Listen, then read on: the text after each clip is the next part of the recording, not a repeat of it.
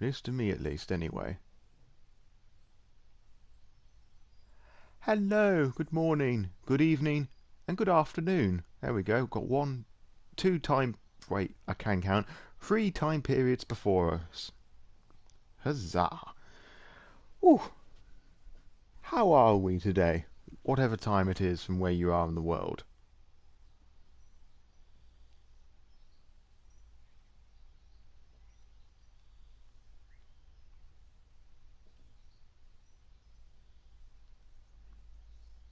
Hello there. Thank you for joining us. Just wait a couple more moments before we get stuck in. Ah, 2 mornings, an evening, and an afternoon walk into a bar. Hmm, quite late. Ooh.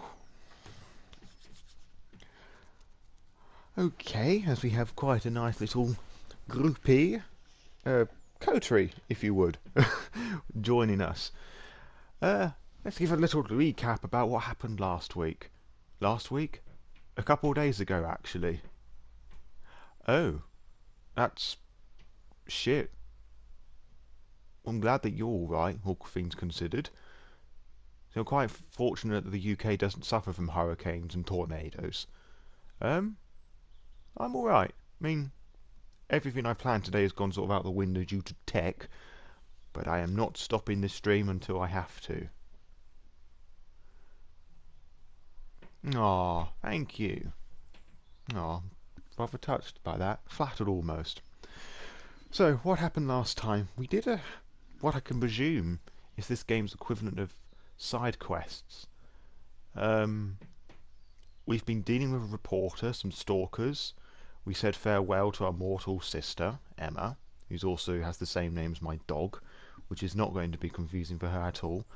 And we've been dealing with Sophie's former child, Benoit, who I'm presuming tried to get us killed for some sad, jealousy, spiteful reasons. Aw, thank you. It's my first time doing all of this, so it's nice that I'm doing everything right so far. Okay, that was the quick recap, I suppose. Um, so, we can finally actually begin to form our coterie a bit more, because the only two people we have spoken to thus far are Agathon the Tremere and Hope the Malkavian. Good morning, Glodvine Mora. I hope I've pronounced that correctly. I probably haven't, because, as you'll soon find out, I can't read shit. Alright, back on the second stream, I had the folks in the chat decide which order we would rotate with the coterie members. It was decided that we speak to Agathon first, then we speak to Hope. I wanted to speak to the Gangrel Tamika, and that leaves D'Angelo the Nosferatu last. What does that say? Well, I'm very glad that you've joined us too. I hope we have lots of fun.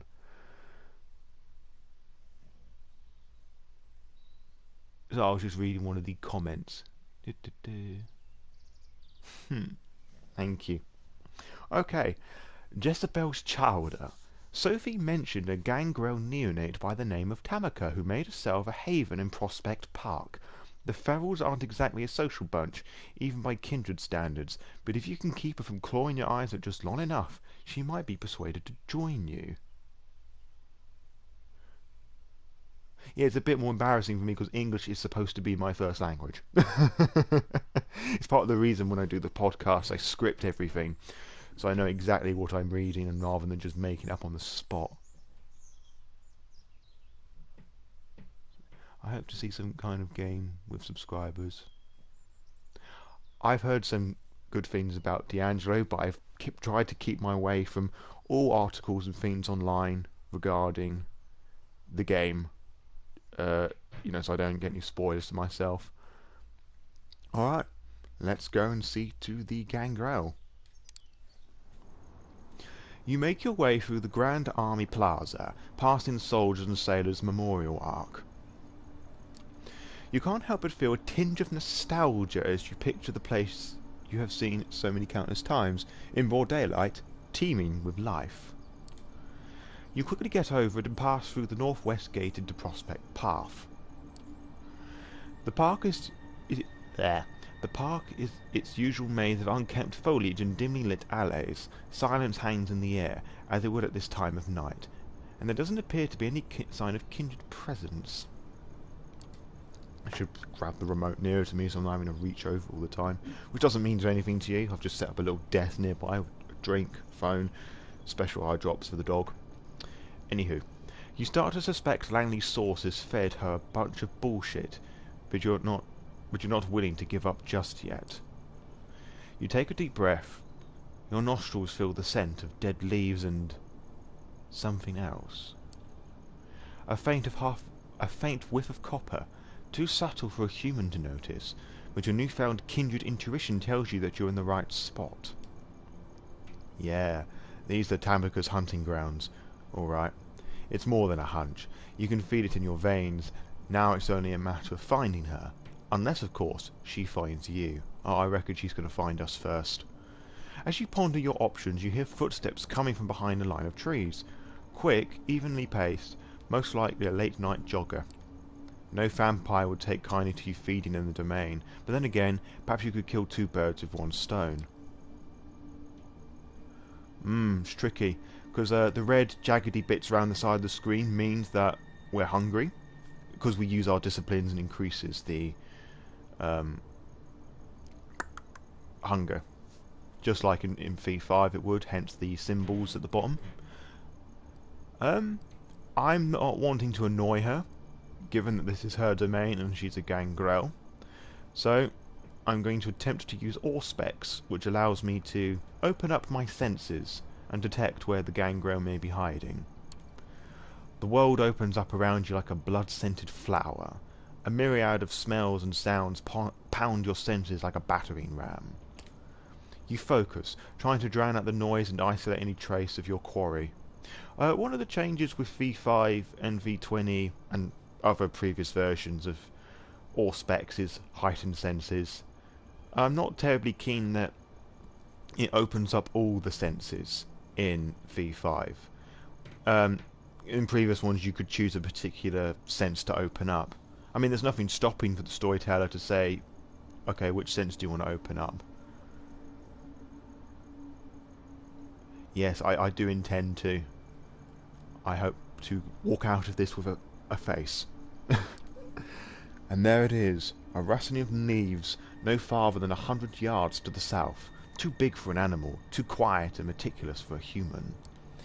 You follow the sound, careful not to make a spectacle of yourself. Even at this heightened state, tracking one of the outcasts seems like a tricky matter. I was planning to doing a Bloodlines thing. That might prove to be a bit more difficult because I have quite the potato PC. Well, it's a potato laptop really that I have it on. It can play Bloodlines fine and I can record things of it fine, but I have a fear that the moment I do something live, it's going to catch fire. I haven't played Bloodlines as a Malkavian before. I mean, I've seen the odd playthrough of people with Malkavian, and I know the ins and outs of the game well enough to know the foreshadowing. But yeah, I definitely intend on doing a playthrough of Bloodlines for sure.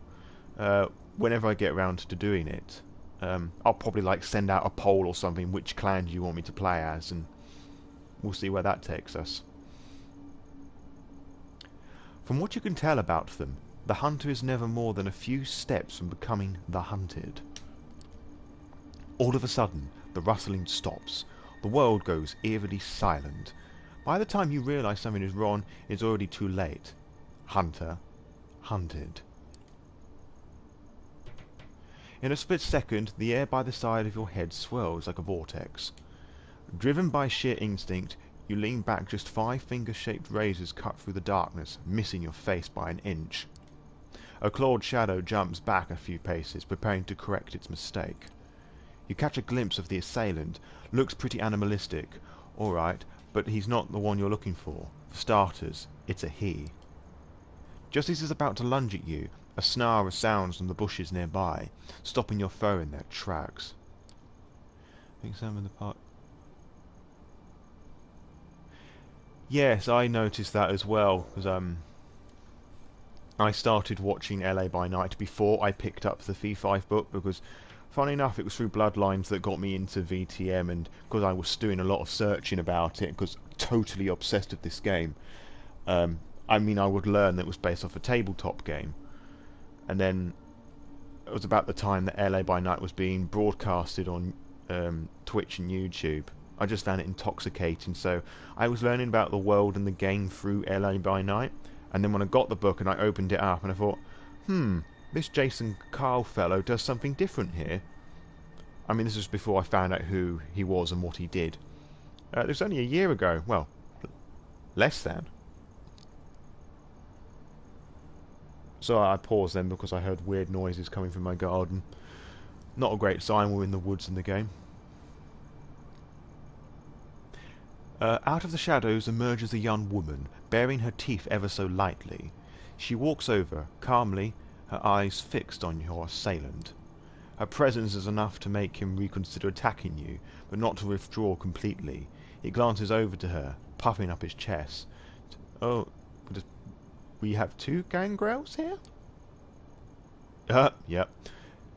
Stay out of it, Tam. I smelled him first. That wouldn't surprise me at all. I think that was like a silly thing that happened on Twitter once, where a load of Vampire the Masquerade people decided that he was an anti-tribute Ventru, because he said his favourite disciplines were Dominate all specs and what's the last one? Fortitude, which are the same disciplines that an anti-tribute Ventru has. Oh, and his favourite clan is Ventru as well, so... Oh yeah, we've got another Gangrel here. Tam, how about that? She raises an eyebrow but remains silent. Her compatriot turns back towards you. You shouldn't have come here, pretty boy. I'm gonna fuck you up so bad you'll be wearing your tongue as a fucking necktie. Tanika looks at you expectantly. Well, I'm outnumbered and we are trying to be friends with Tanika. Well, friends in inverted commas. Easy there, big shot. You made your point, okay? Confirmed badass. I'm not looking for a fight. Why does he do that? Like, the option I chose wasn't that rude. But he just puts in big shot, badass. I just could give Caesar a slap. Yeah, delightful. But then again, we are in their domain, so it's kind of expected. Tanika tilts her head in a way that's barely noticeable, and yet strangely expressive. She seems disappointed. The man loosens up, his lips twisting in a wry smile. Clearly, you just gave him the confidence boost he needed. Figures. You got that look about you. All style, no substance. Didn't even have to smell you. I know a sissy when I see one. Well, guess what? You ain't getting off that easy, chicken shit. Oh, for fuck's sake, Caesar, don't. A fierce growl echoes across the valley, stopping the savage in his tracks. I've never heard Gangrels referred to savages before, although it totally makes sense. Tanika walks over to her comrade, her fangs glistening in the dim lamplight. She puts her head on the side of his head, crossing his hair and tugging at his ear, as if she was scolding a puppy. She leans over and speaks in a voice that's firm, yet oddly affectionate. These two lovers, then. Oh, I love her design. Very shamanic. Shamanic, there we go, that's the proper word. Shamanic. Beautiful colours. It's okay, Raoul. I'll handle it from here. The male Gangrel looks at her with a mix of timidity and resentment. Then he turns back towards you. Oh, is it? Huh. Oh well, I ain't perfect. Fine. They're not worth the effort anyway. Having said his piece, Raoul retreats into the shadows, although if you were to guess, he's likely to stay within earshot. Oh, I just missed a bit then. With her companion gone, Tamika turns to you once more. Oh, okay, right. What do you want?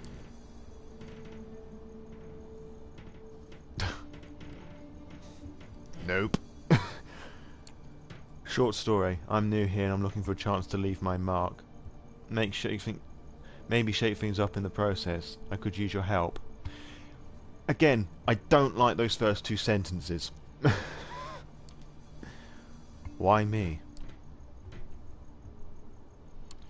My sources claim you're capable. Are they wrong?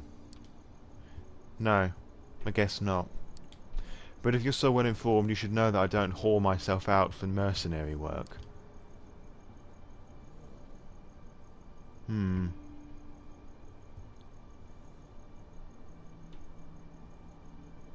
Well, given Caesar's current track records, I reckon he can morph any of these two into rude responses.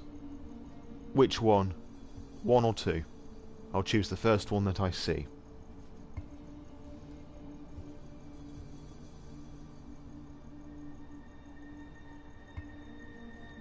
One or two? One it is. This is different. I don't think I have the kind of money that could persuade you. All I have to offer is my help, and someday, maybe my friendship. See, Caesar can be a nice, non-passive aggressive arsehole. Do I strike you as someone who needs a friend?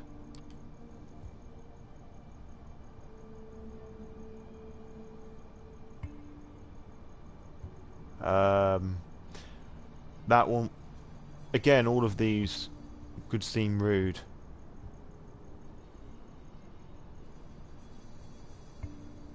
Yes, I'm aware there's a delay, and I'm not really sure how to deal with that, unfortunately. It's why when I'm giving these choices, there's these large pauses to allow people to catch up. Gangrels appreciate directness. Makes sense. So with that, I'm deeming that the bottom one would probably be the one to go for. Because I feel all of these could potentially offend her, and I don't necessarily want that.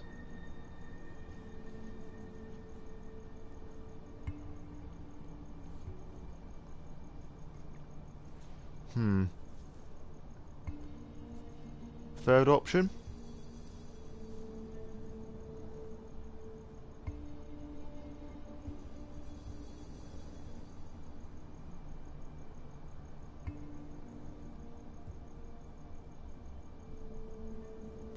Thank you very much, BK.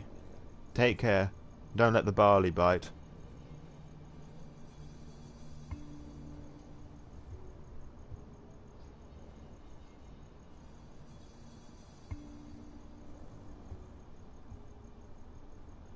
What's that? I just roll a small piece of code in here to select one option.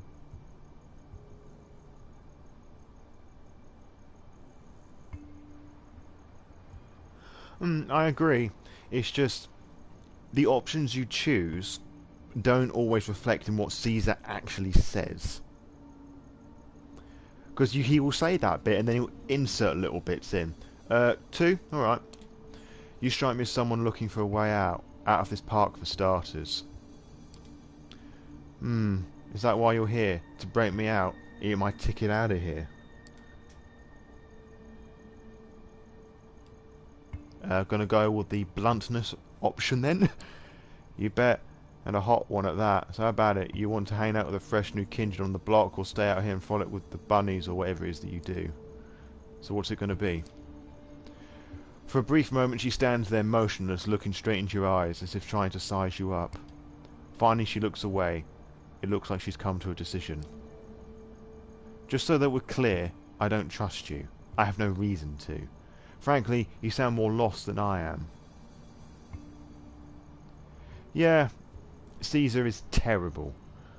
Absolutely terrible. I mean, I reckon part of that is to do with the fact that he is a toreador and just he's Mr. Big Shot, look at me, ooh la la sort of thing. But boy oh boy, that kid needs a slap.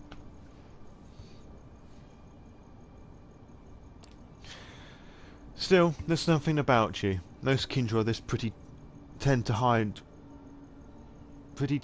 rot underneath, but I don't smell it on you. I don't know, give it a decade or so. So I'll give you a chance to prove yourself. I have some outstanding business to take care of. I'll let you know once that's done. Meet me here and we'll see what you're really made out of. And a little trophy notification just popped up on my screen, so I presume we chose some good options. And with that, Tamika disappears into the night. That went pretty well, all things considered. Woo! And rest. You come back to your haven after a long night on the town.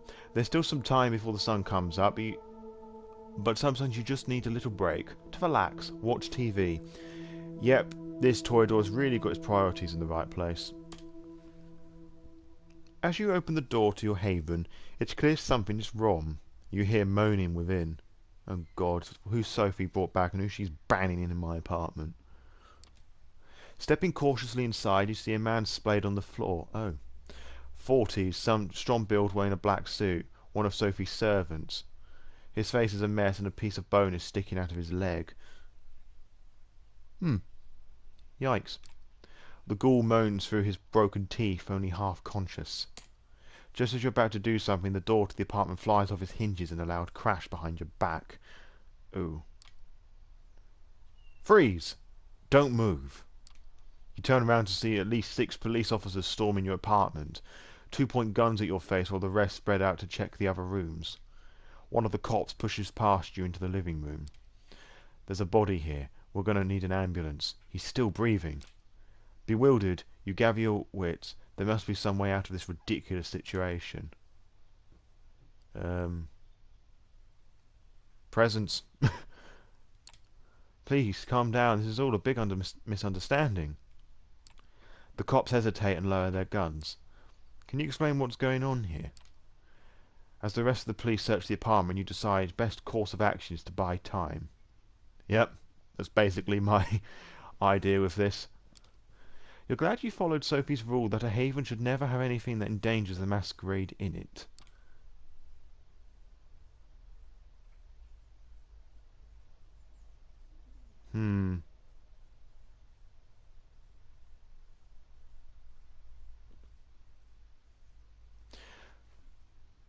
Which one of these options should we choose?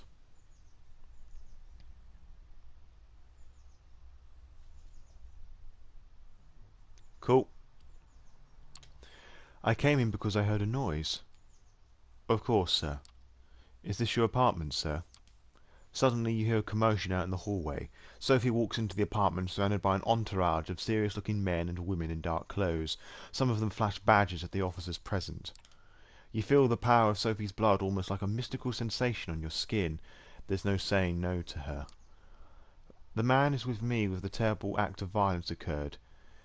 He has an alright alibi. Oh, he hasn't... I'll try that sentence again. This man was with me with this terrible act of violence occurred. He has an airtight alibi. Yes, physical sensation. In my pants? No, kidding.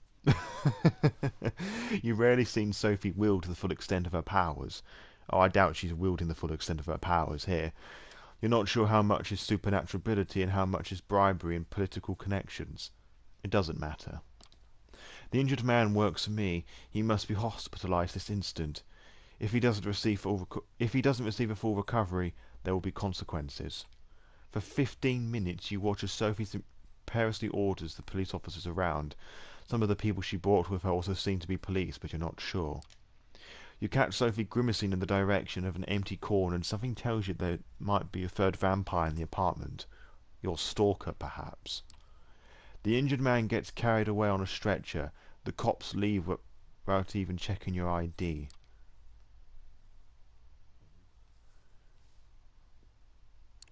That was amazing.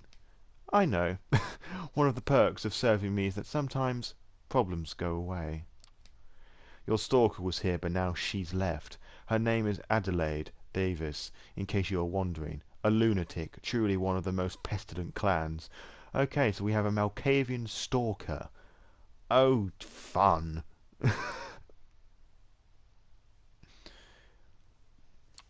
How can I stop this from happening again? You can't, but we can. I'll arrange a little chat with Miss Davies. Later, you'll join me in Elysium and deal with this problem like the vampire you are. With words. Sophie leaves you alone. The idea of spending the day in a haven has... There. The idea of spending the day in a haven that's just been raided by the police seems risky, but you decide to trust Sophie's assurance. It's not like you have anything else to go on.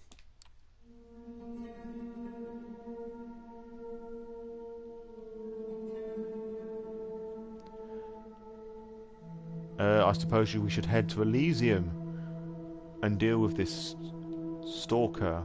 Somebody's watching me!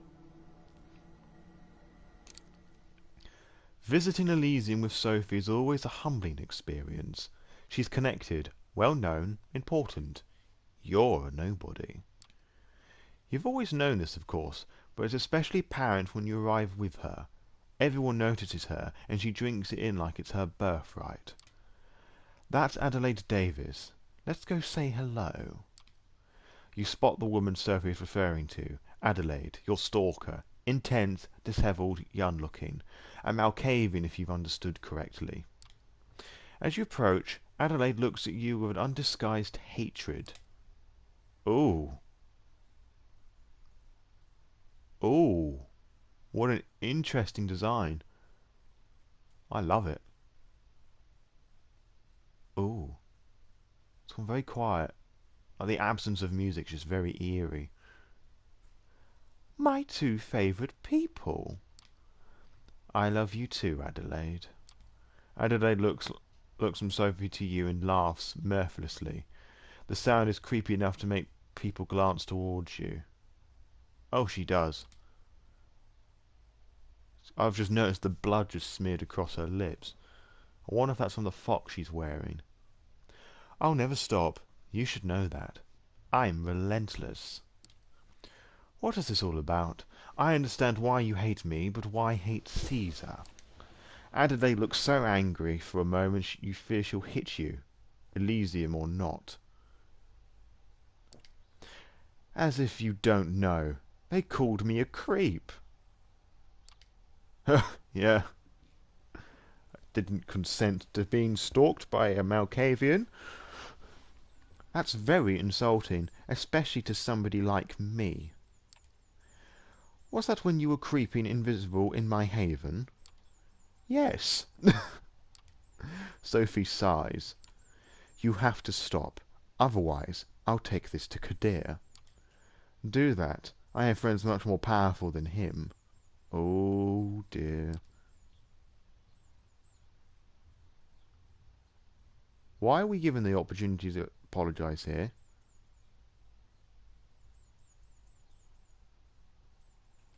Did I miss something out on that dialogue? Probably. Yeah, it's more powerful than the chef. I think she's attempting to chat out her arse.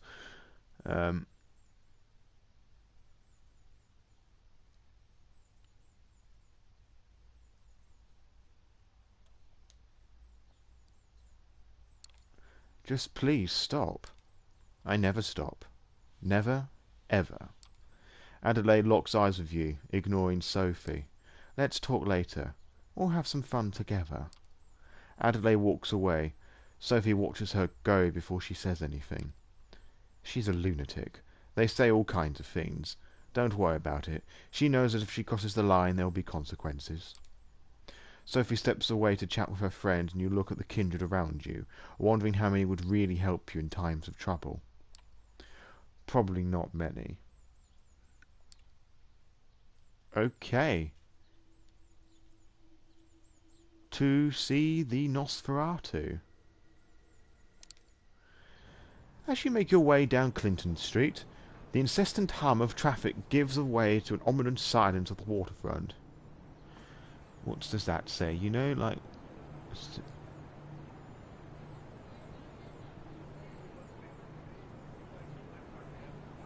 I am intrigued because this whole thing with Adelaide could get very nasty.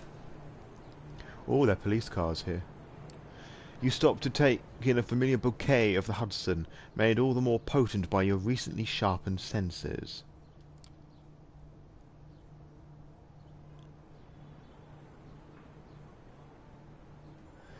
Okay, part of that comment is cut off on my screen, so I'm going to have to hop back onto YouTube if I want to read it properly. Oh yes, this... I had that in the back of my head.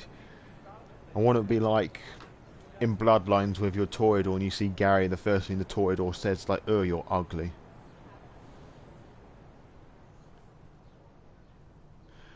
Across the basin, the Red Hook grain terminal rears its rusty frame. Once a bustling industrial area, now a sleeping giant's blade across the riverbank. Forgotten. Abandoned. Conveniently so, especially for one of the hidden. Keeping to the shadows, you sneak closer to the dilapidated complex, making your way past hole-ridden silos and wobbly chain-link fences. By the time you reach the entrance to the main building, you can almost feel the rust particles making themselves cozy at the back at your throat. Not getting your hopes up, you give the door a slight nudge. To your surprise, it gives almost instantly. Looks like someone's been using it recently.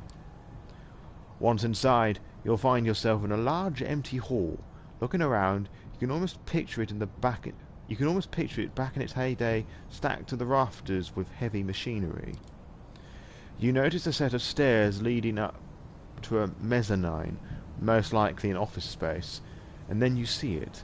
A faint light coming from one of the upper rooms. Looks like you're in luck.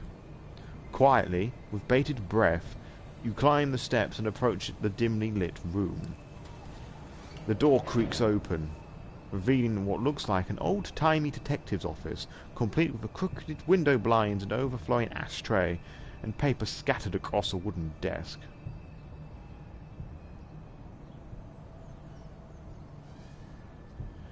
Ah.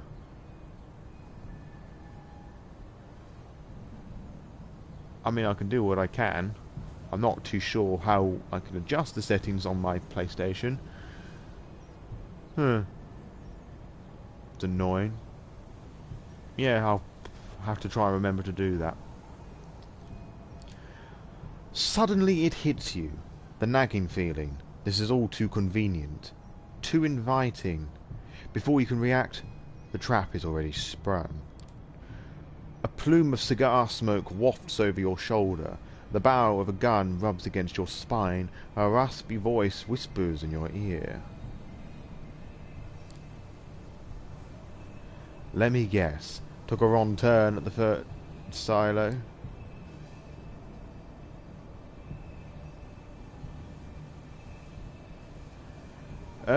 Well, I'm in a bit of a weird place with this one because I know who the character is.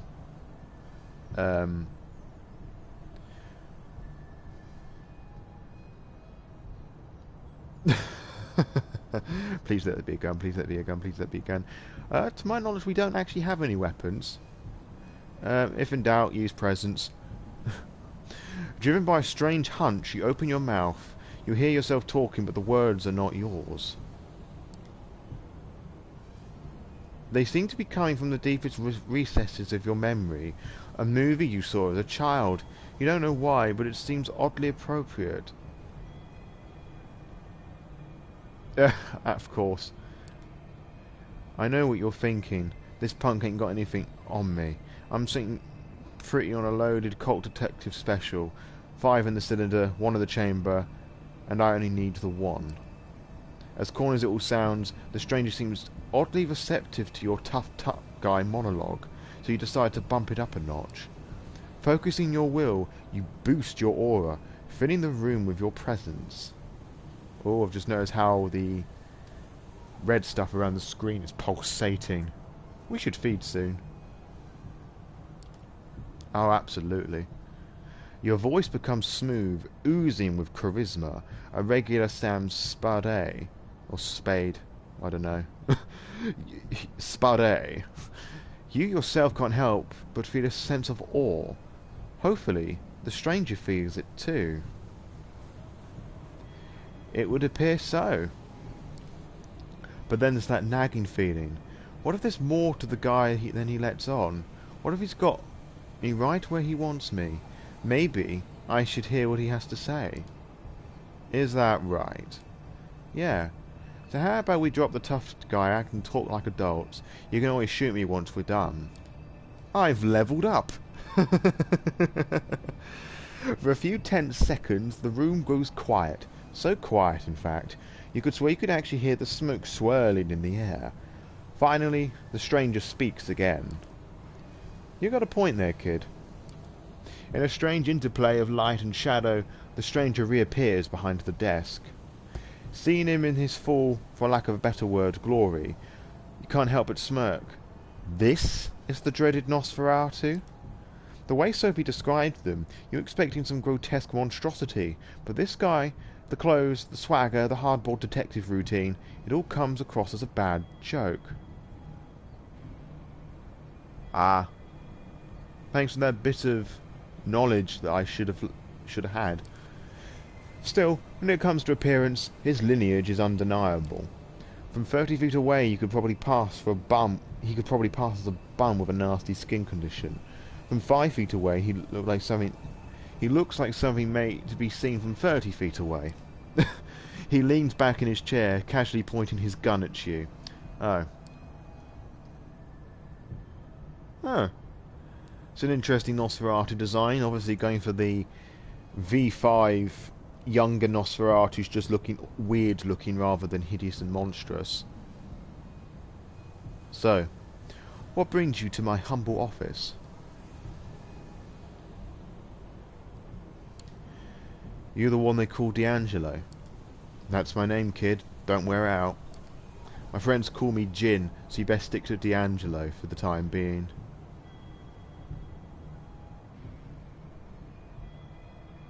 Yeah, probably, and then filled my orifices with hornets. Now, I suggest you tell me what this is about. Otherwise, kindly ask you get the fuck out of my office. Charming. I can see why Kadir keeps you around. The expression sours. Not a name you want to casually toss around, kid. But hey, I get it. You're not some random schmuck who wandered in here on the street. So let's get down to the nitty-gritty. Who I work for is less important. What I'm working on, however...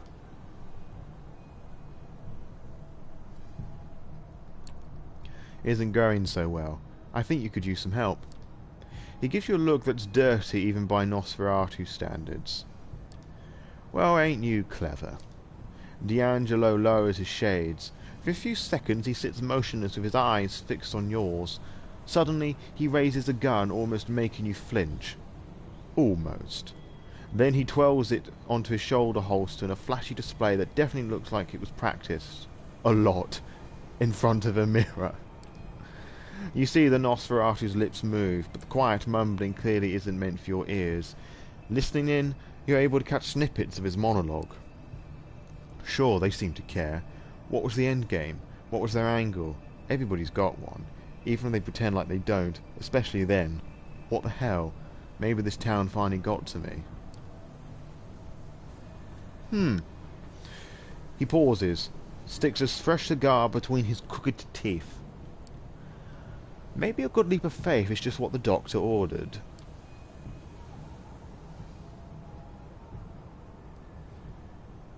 Okay, so we are going for that old noir cop setting. Yeah, I like this detective Nosferatu. As he reaches into his pocket, you flash a lighter before his eyes. Oh yeah, because Caesar smoked as a mortal. We found out in the prologue. Or maybe you could use a healthy dose of unhealthy. For a split second, he gives you a puzzled look. Then he leans over to your lighter, puffing on the cig as he catches fire. A wry smile comes back to his lips. I like you, kid. You might look like a used car salesman, but there's something about you. Tell you what, I was just about to head back to the crime scene, take a look around, refresh my notes. You can tag along if you want. I could use an assistant.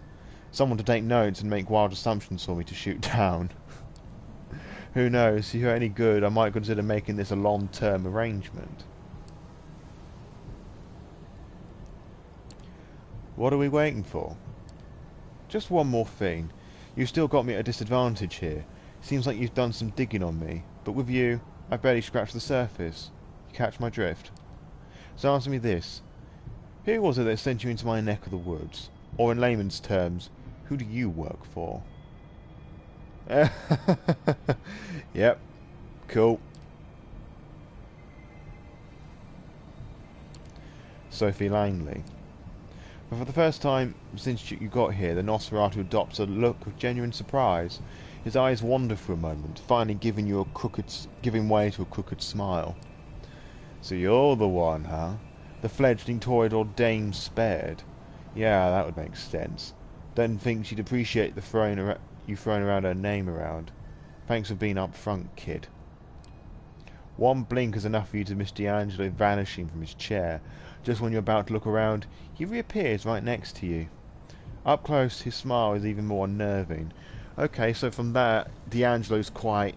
Well, he's either an old or powerful Nosferatu, because vanish allows people to disappear while someone is looking at them, because usually someone has to close their eyes or turn around. Alright, moonlight's burning. Let's get cracking.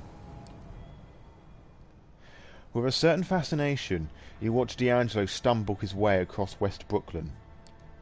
Oddly animated, incessantly scratching his face and neck, stopping every once in a while for about a mumbling narration, he is most certainly a sight to behold. Still, he seems to be getting around okay, and you take a particular note of the fact that he seems to be choosing the darker, less frequented streets. There is definitely a method to his madness. Yeah, certainly does make sense, but it wouldn't surprise me that when push comes to shove, he'll be able to push someone's spine out. If you can hear any mild meowing in the distance, it's one of my cats, Lucy. She's hungry. I'm going to go and feed her. Be back in a sec.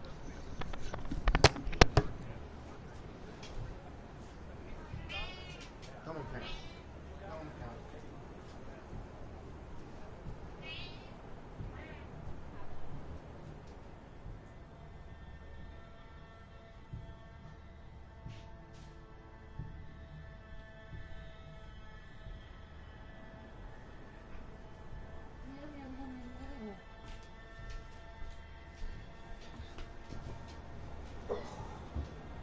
Hello, Emma. You woken up?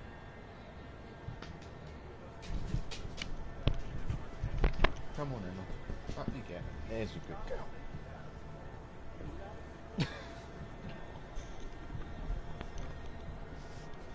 Oh yeah, cat's always giving orders. Like, I don't own the cats own me.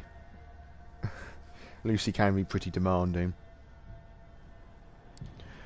Eventually, your leprous guide takes a sudden turn off of a Van Brunt Street and into a particularly dingy alleyway.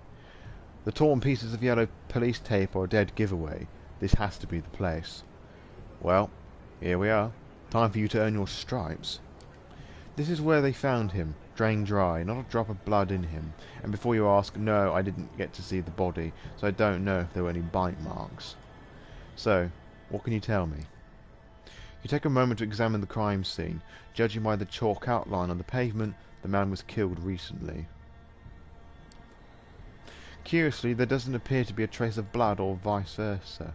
Oh, viscera, sorry. Blood or viscera. And you don't know the city's clean-up crew isn't that fast or that thorough. Looking up, you notice a spray-painted sign on the wall. It reads, "The blood speaks," in big, crooked letters. You look to D'Angelo. The Nosferatu gives you an expecting look. You're the detective, you tell me. I'm guessing the top one.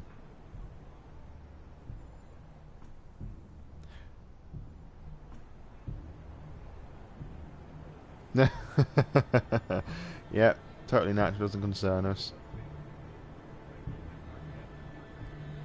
I'm gonna go for that one because that's the more the intelligent response, to me at least. Did you say the victim was drained dry? Because I didn't see a trace of blood anywhere. Good eye, kid. It's the details that count.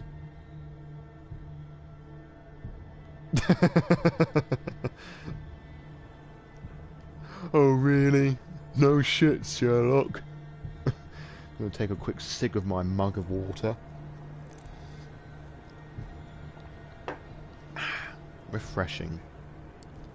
And given that the murder was... I mean, just who would choose the first option, not think the second one was more intelligent?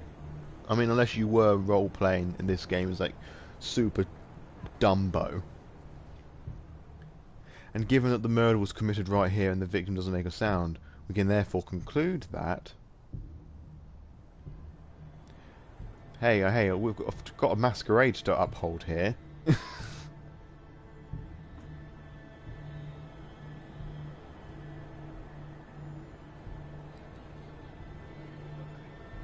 And given the murder was committed right here and the victim didn't make a sound, we can therefore conclude that...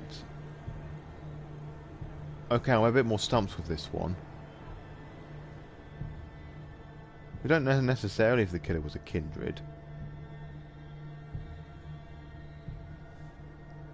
Where if I don't ever hear from you again, we know why. Yeah, it could have been. Alright, let's look through the dialogue and see what it says. Did the victim really drink die? And is it anywhere?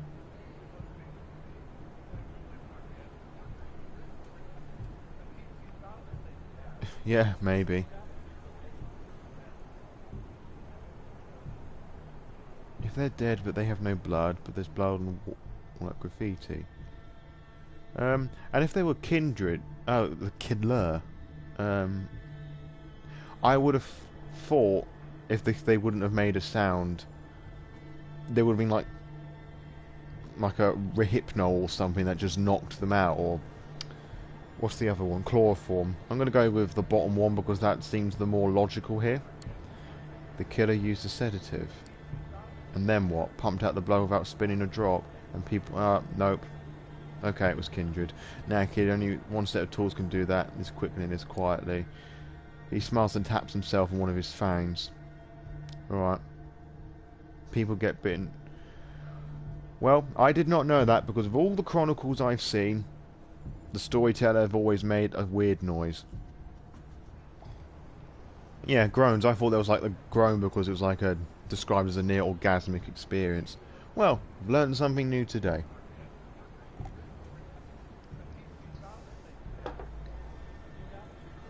Anywho, moving swiftly on. We're looking for a kindred, but not just any kindred. Take a look at the graffiti. What do you think it means? What did the message say again? The blood speaks.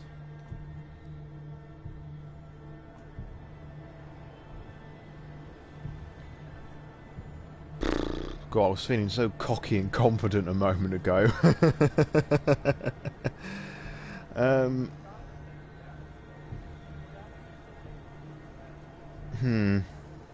Alright, which one, folks? One or two? I'll choose the first one that I see.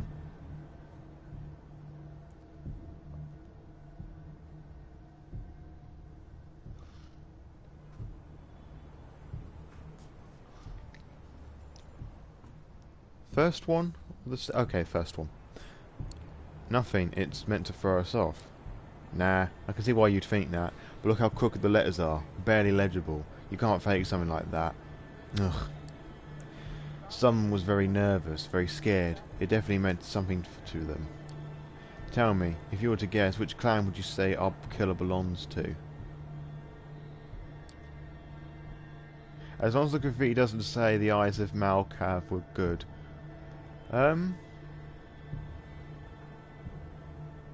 blood speaks.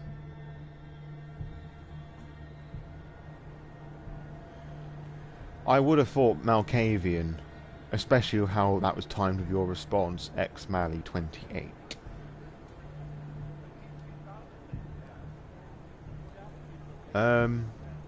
It's not Tremere. That much I do know. What do we think? Malkavians or Finbloods?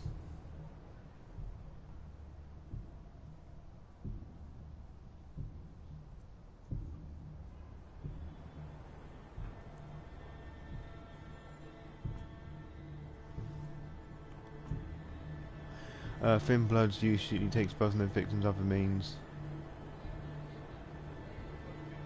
Alright, we'll go with Finbloods. This has Finbloods written all over it. Okay, why we're given the dictionary term for that now when we were told like that ages ago? D'Angelo smiles approvingly. In bright neon letters, a fully fledged kindred would use his powers to lure the victims somewhere out of sight, and they certainly wouldn't stick around for their shitty art project. He pauses, spits out the mangled remains of a cigar. Shit, looks like we're going to pay Larson a visit. I knew it. That guy we spoke to at Elysium was a Finblood primogen. But how come do we know that? Because he hasn't introduced ourselves. He hasn't told us he was a Finblood. And I find that really interesting that there's a Finblood primogen. You know, given their whole ties to the Camarilla, like everyone hates them.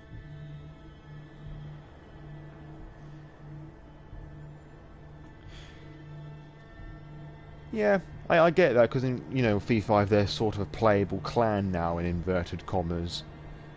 But in the book they're sort of like, they're branded by the Camarilla, and the Anarchs aren't too fond of them either.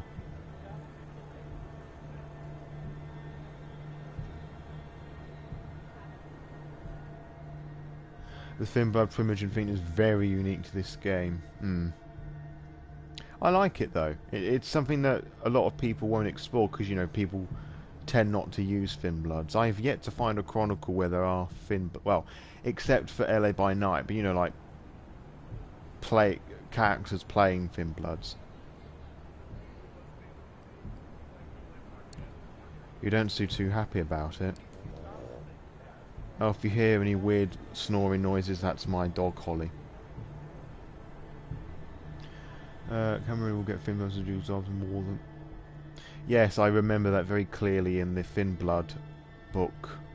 Not the Finblood chapter in V5.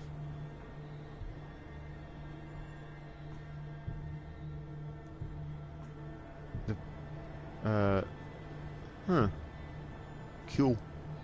I'm just saying there's a lot of really interesting stuff regarding Finbloods, and it hasn't been explored as much as I think it should do. To my knowledge, at least, there's only two books. I mean, V5 probably has the best amount of information you can find on Finbloods.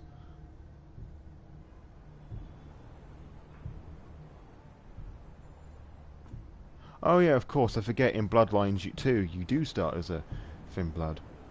It's the time of Finbloods. Gehenna is upon us, confirmed. It's complicated. Larson's got a nest set up for Finblood anyway. Lives with his family. A mortal family, mind you. Oh. Even though he's a primogen, he's managed to shield them from kindred politics. And that takes some doing. I say. Not sure if he knows who the killer is, but he could probably make an educated guess. In any case, we'd be doing him a favour. If it turns out one of his is violating the Masquerade, it would put him in a hell of an awkward position. I mean, shitting upside down awkward. Ugh. It's the kind of weakness the other primogen would love to exploit. His position in the council is bad as it is. He pauses for a moment and mumbles to himself, but it's too quiet for you to make out. Finally, he lights up a fresh cigar. He takes a puff and lets the smoke escape through his crooked smile. Alright, kid. Let's get this over with. Oh, I love these houses. Anyway, sorry. Compared to the industrial ugliness of Red Hook, Sterling Place is quite a change of scenery. The heavily gentrified and pleasantly dull residential area emanates the sort of peaceful apathy the rich hipsters scoff and the blue-collar workers dream of. All of a sudden, the Nosferatu stops.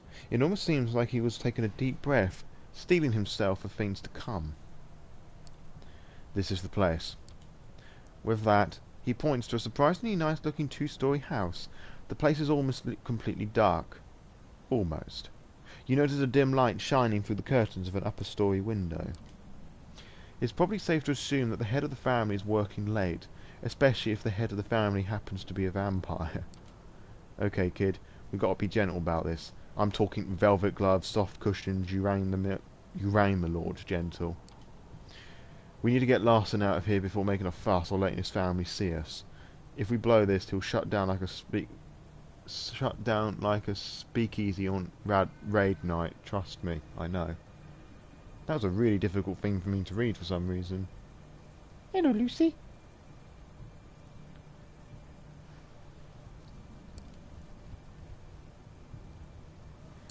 Sounds like you two have some history. Sounds about right, but that's a story for another time. Right now, let's just stick to why we're here. Okay, so the idea of this, we're going to be super gentle, which means that Caesar's going to be really fucking aggressive. That on arrogant, pompous prick. Tell you what, how about you take the lead on this one? Oh, of course. I'm curious to see what you handle it. I say of course because I wasn't looking at the screen when I said what I just said.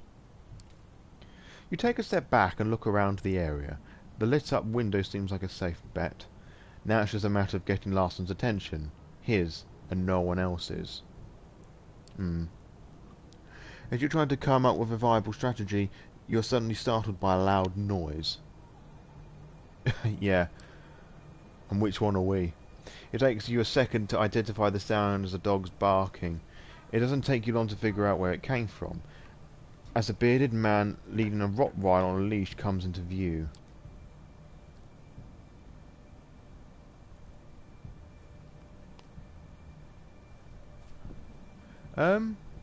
Just because of the hunger stuff flashing around the screen, I'm going to use this as an opportunity to feed.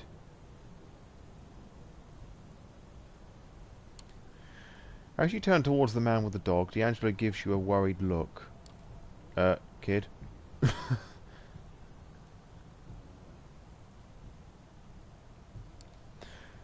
Shushing him with a gesture, you plunge into the shadows and crouch behind a well-trimmed hedge. True to his word, D'Angelo follows your lead, though he doesn't seem too happy about it. Meh, oh well, shit happens. You best not be thinking what I think you're thinking. You tense up, waiting for the man to get closer. When he does, you spring from the darkness, grabbing both his arms and sinking your teeth into his neck. His blood gushes into your mouth, thick and surprised and laced with just enough fear. It's also quick and yet so sublime. The man goes limp, his best friend does not. The dog goes off on a barking spree that would send a dead man cover his ears. You tear away from the victim, ready to let the beast loose upon the hapless canine. D'Angelo, however, is quick to curtail your murderous appetite. The detective approaches the animal, looking it straight in the eyes. He mumbles something under his breath, an oddly melodic whisper. Mesmerized by the chant, the dog grows quiet and lays on his back, allowing D'Angelo to pat its belly. Suddenly you notice lights turning on some houses. D'Angelo gives you an angry look and points to the unconscious man in your arms. Get him out of sight, now. Heeding his voice, you hoist the man over your shoulder and carry him to the nearest bush. Just as you're getting up, a very unassuming, slightly unshaven man in a turtleneck approaches D'Angelo. He doesn't seem happy to see him. Oops. Are you fucking insane? I mean, I know who you are. I know you are, but this isn't even nuts by your standards, D'Angelo. You glance over to D'Angelo. He looks somewhat embarrassed, scratching the back of his neck, clearly trying to find his right angle to play this. You want nuts? I'll show you nuts. I'm not choosing the first option, but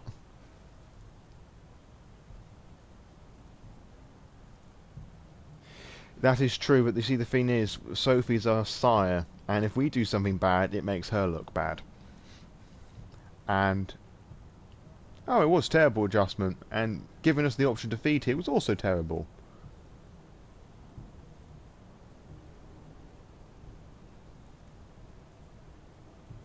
Alright. Hey Larson, sorry about the fuss, but we need to get your attention. by feeding right next to my house. What the hell is wrong with you? Get the hell out of here. We will once you tell us about what you know about the Red Hook murders. The what? What the hell are you blabbering about? D'Angelo, what's going on here? It's about the Red Hook murders. We think one of yours is responsible. Bullshit. A Duskborn's got enough trouble staying alive out here. What could possibly make them openly violate the Masquerade? You hypocrite. Desperation. The killer's been leaving messages. Whoever they are, I just think they know something. Something they can't share with just anyone. Oh, for sure. I mean, and as I said, with all the blood stuff, the red stuff around the screen, and I remember it saying when it's pulsating, you're pretty hungry. And anyway, we got what we wanted to do. Knocking on the window would have been bad because this whole family would have known. And who knows, this might be a really good thing. Unlikely. You never know. It just seems far-fetched, but it's the only way this puzzle fits together. Nah, I don't buy it. You're reaching, trying to find a scapegoat. Getting your boss's good grace. Word gets round, D'Angelo. You think I don't know who you're working for?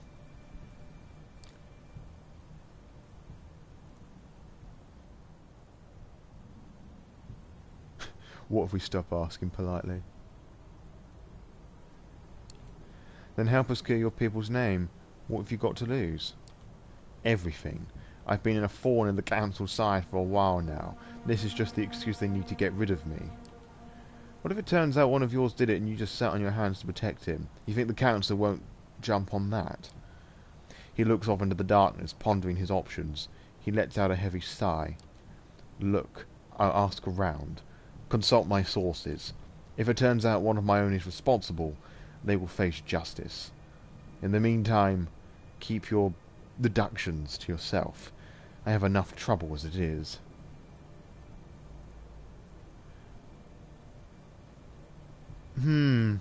Interesting indeed.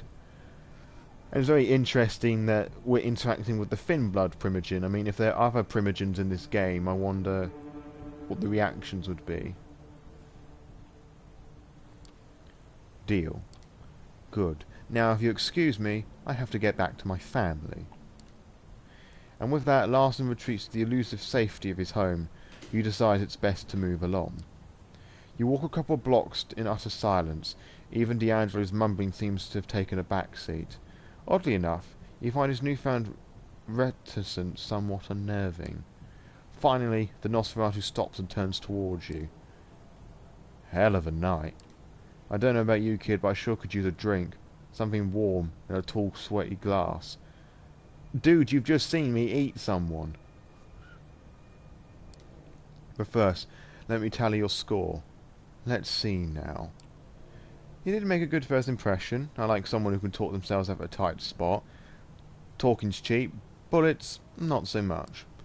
You held your own at a crime scene. Nothing I hadn't figured out on my own, but hey, we can't all be professionals. Finally, when the situation called for subtlety, you managed to avoid unwanted attention. What? Oh, you managed to avoid unwanted attention. What?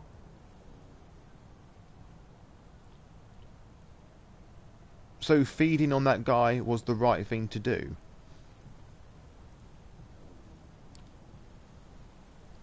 Okay.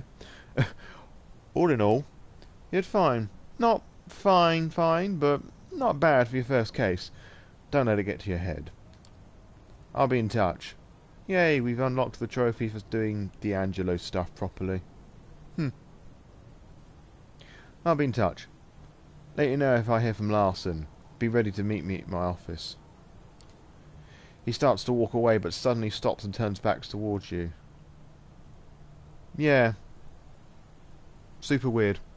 And that's not including like the weird bug we encountered the other day where for some reason he Caesar had access to potence.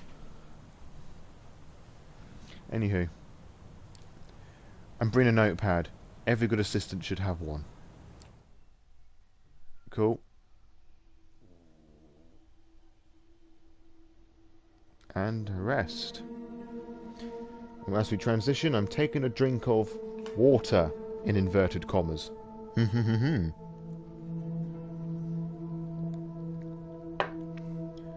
Sophie requests your presence tonight, and it seems urgent. You find her already waiting for you and clearly pondering something. It takes a few minutes of awkward silence before she speaks. I require your assistance, Caesar. There is a matter of great importance that I need to ask you to resolve for me. You will find what I'm about to say surprising, I'm sure, but I need you to hear me out. I need you to contact an important Anarch figure in NYC and arrange a meeting for us.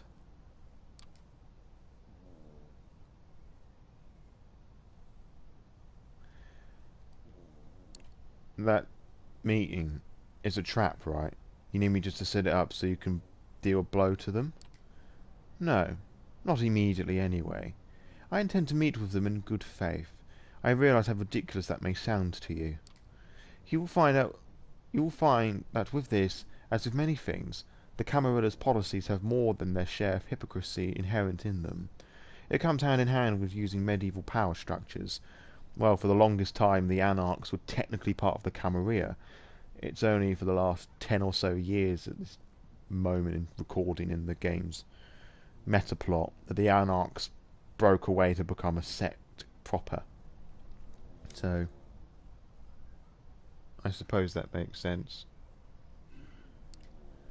What we are forbidden to do, the Prince may do willingly. Some of these things can be done in the open, while others are kept secret as not to invite discord and discontent. I need to contact a man named Torque. He's an influential member of the movement and, like most of them, very suspicious of the Camarilla. That's why I'm sending you to extend my invitation. I don't know who'll even talk to me. He won't. Not yet, anyway. You need to start further down the chain, with the right story to spin. From my limited sources adjacent to the movement, I've gathered that your best chance to speak to Torque is to meet his right-hand woman, Mia. She's a regular at a club called the Leech Pit. I have no idea. I've never played Borderlands. Somebody else might be able to answer that, though. I think it would be best if you presented yourself as an Anarch hopeful. Oh, Christ. A fledgling looker for a better place of belonging. Only after you talk directly should you mention my name in the meeting.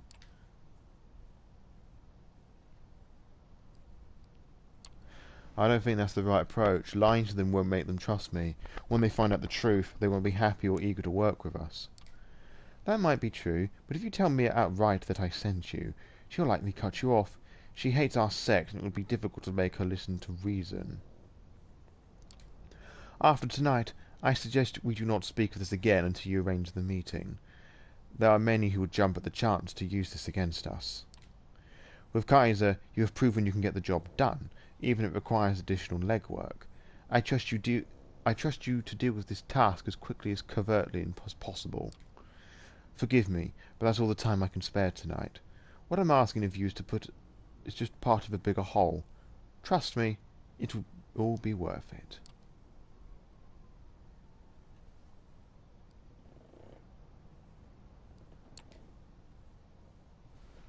Okay.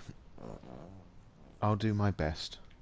Sorry, weird dog snoring noises. She was having a dream. Nearly fell off the sofa in the process. I know you will. Check with Gregory for the address of the Leech Pit. Have Mia introduce you to Torque. When she does, tell him I wish to meet. Let him pick the time and place. Let it be soon. If he proves too guarded, tell him I have something that will help him gather allies against boss Callahan. That should pique his interest. Good luck, and obviously not a word about this to anyone else, not even any new friends you might have made in recent nights. This stays between us.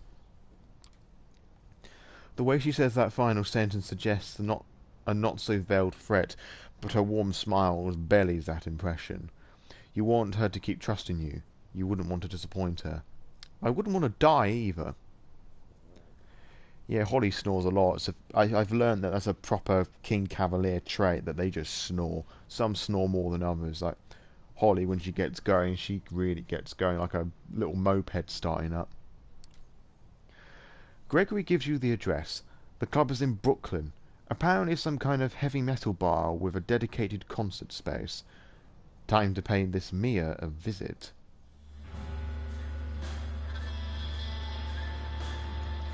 This place is teeming with people tonight. Can you hear me over that music, or do I need to turn the music down?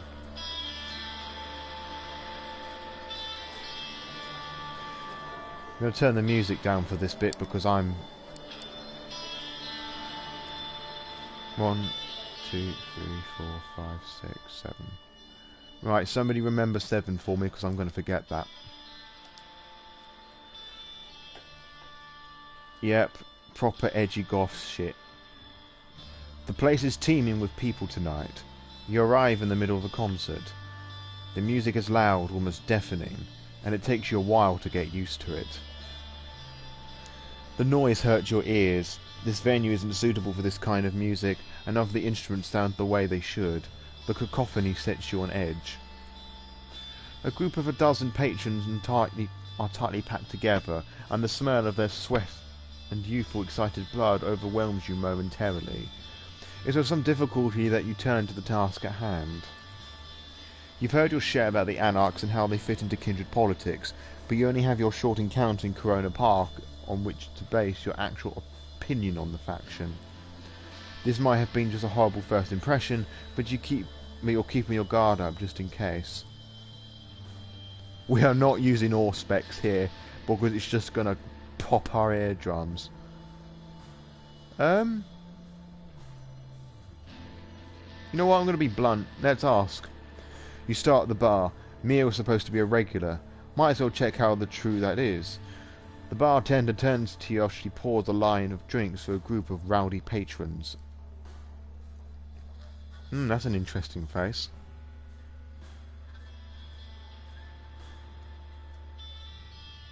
It might well be. I don't know. What can I get you?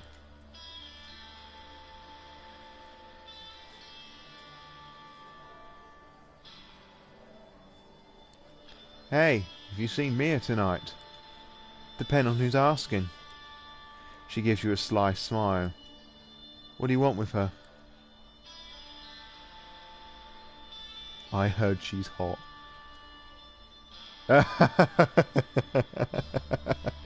Yeah, it would have done.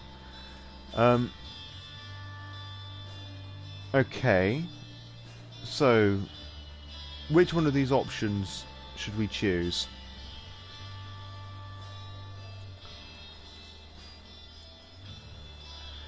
Because I don't like any of them, and I don't know which one to choose.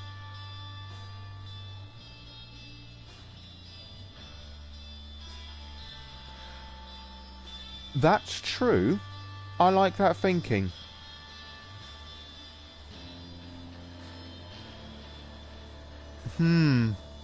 Alright. One it is. I had some things about her connections. I like to meet somebody through her. Yeah, she knows people who knows people. Have a seat somewhere. I'll send you your way if I see her. Good job, chat.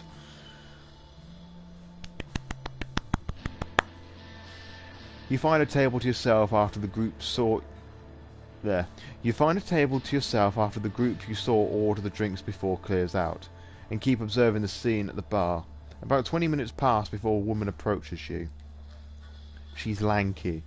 Oh, Kia seed then. Milkless! Huzzah! Thank you for joining us. Well, I don't know if you watched the previous stream, but you've missed quite a lot of interesting things today. We're meeting up with the Anarchs now. In the Leech Pit. Anyway. This Mia that we're waiting for. She's lanky, wearing a jacket a few sizes too big for her frame.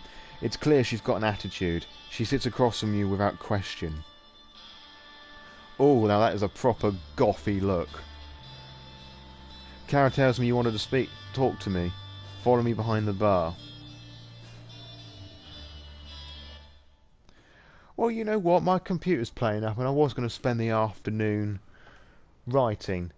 But I thought, right, what should I do with my spare time? I know, I'll just do another stream of Coteries of New York, because you know what? Fuck it. It's good to see y'all too. Yes, I presume that she's a bourgeois as well, just because, you know, Anarchs. I know, very wild. It's a proper 80s look, that. Um, Anywho, she leads you through the bar to the back door that leads into a side room. Indie metal band posters are plastered on every wall, some of them 20 or more years old, judging from the tour dates. An old sticky table and some rickety chairs are the only pieces of furniture here. Sit down. Oh yeah, has to be. She has a leather jacket. She's a regular. She's required to be bourgeois. Well, if it's V5, they all have to be Hispanic. That's like the rule for V5 bourgeois. Leather jackets and Hispanic.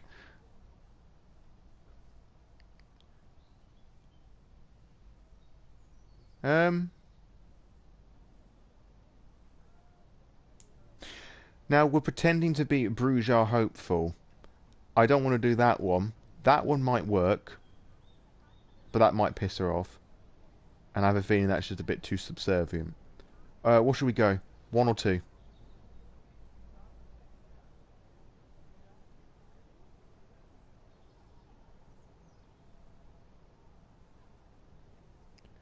Option 1 or option 2?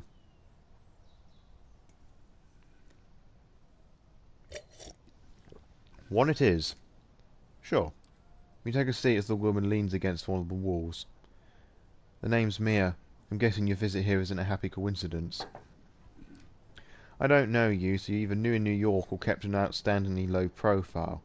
Both sound suspect. So before we take the pleasantries further, answer me this. Who do you run with?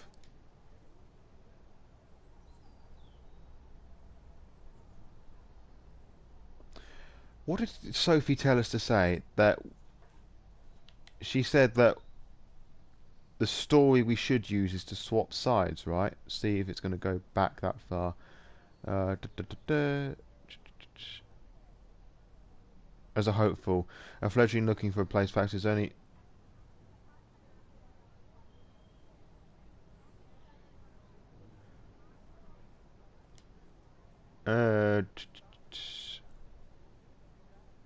I'm presuming the bottom one's the safest one, because any mention of the Camarilla is just going to be suspect. I'm going to go with 3. Indeed, I do remember saying that. I'm going to go for the bottom one. Any last requests for anything else?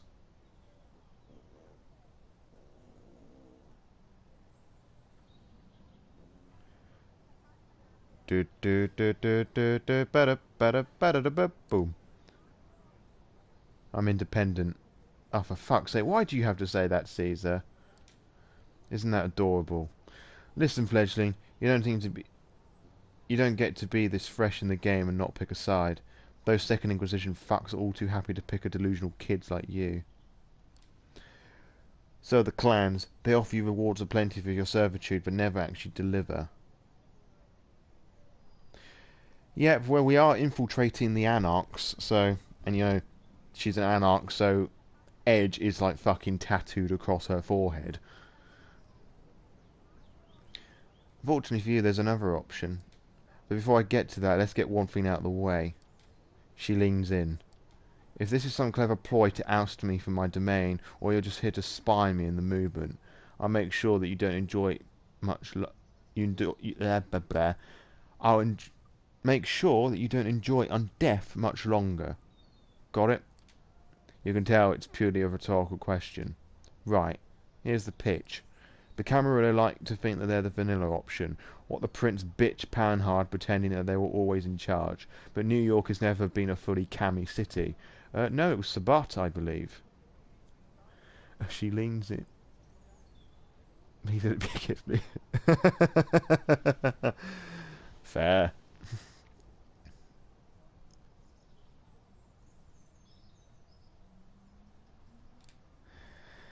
They might have won the city in '99, but the Cavs have their asses handed them many times over the years, and the movement has been here at least as long as they have. If you want a true edgy Anarch, play Bloodlines Milkless and speak to Damsel. Or just find Damsel Vampire the Masquerade Bloodlines on YouTube after we finish doing the stream. Hell, I moved to NYC before World War II, and that was a good while after I saw the camera for what they are, a way to keep us all subservient and in line.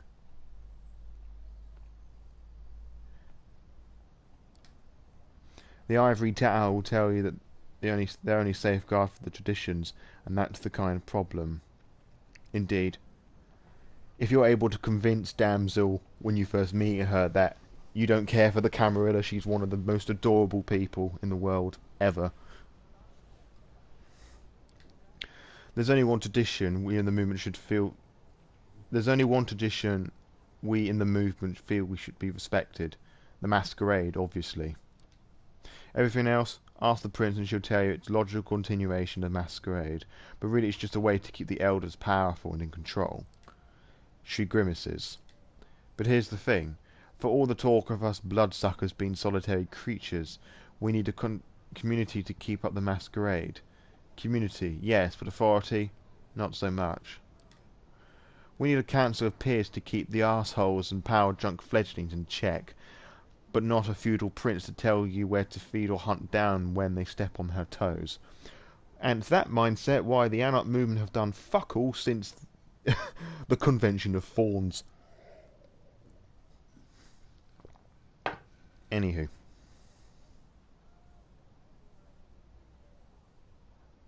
I'm not surprised, actually.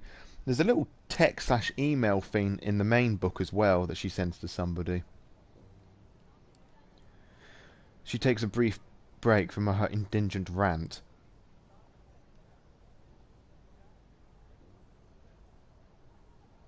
So you Anarchs don't have a ruler? A ruler? No, but leaders, sure. Must follow old Boss Callahan's lead. Oh, most follow old Boss Callahan's lead.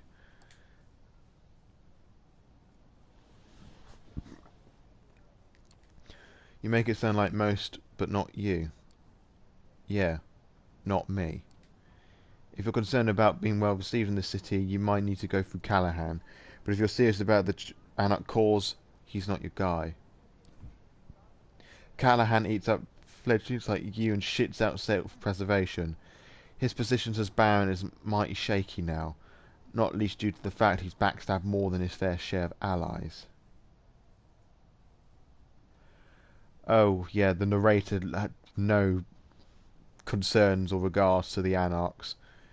He can sympathise with the Sabbat in the sense because they fight for what they fought for what they believe for, but they've just sort of gone downhill, whereas the, in quotation marks, the modern Anarch movement have just don't do anything.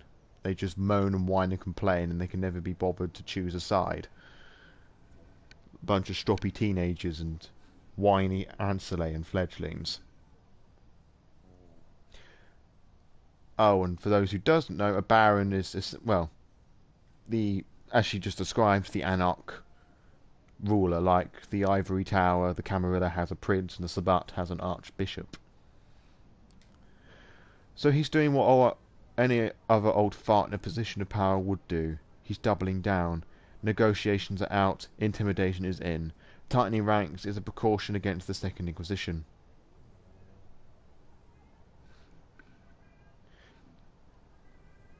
One moment, I'm going to have to turn my mic off for a second and discipline the cat who's just ripping up the carpet.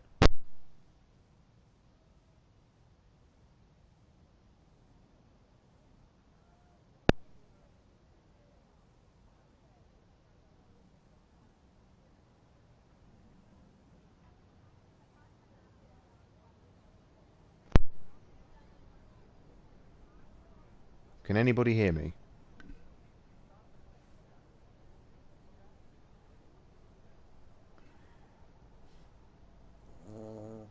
Hello? Oh, I have to check on my phone to see if I can hear myself now, having turned my mic off. We can hear you. Fantastic. Cool. Cheers. And it's an interesting point that she's introducing the Anarchs and the Baron like this, that they are the freedom fighters, but that does not necessarily mean that they're the good guys. Like, one man's freedom fighter is another man's terrorist, as the saying goes. Anywho, moving on. She surprises you by hacking and spitting on the ground in disgust. I hope she made a rouse check before she did that. If you spent some time with the Cams, that should sound very familiar to you. He's no better than Panhard and her cronies at this point. No, dog, stop eating yourself. You're gonna... Just... Shh. I'm saying the dog's eating herself. She's not literally eating herself. It's just that she's got a sensitive skin. She just marks easily. Is that how the saying goes? One man's freedom fighter is another man's terrorist. I believe that is how the saying goes. No, you need to contact Talk. You wouldn't know it, but it's lucky. It's your lucky night because I'm the lick to do it through. It's interesting she's calling herself a lick because she said that she's older than the events of World War II. So at the very least, she's an Ancillay.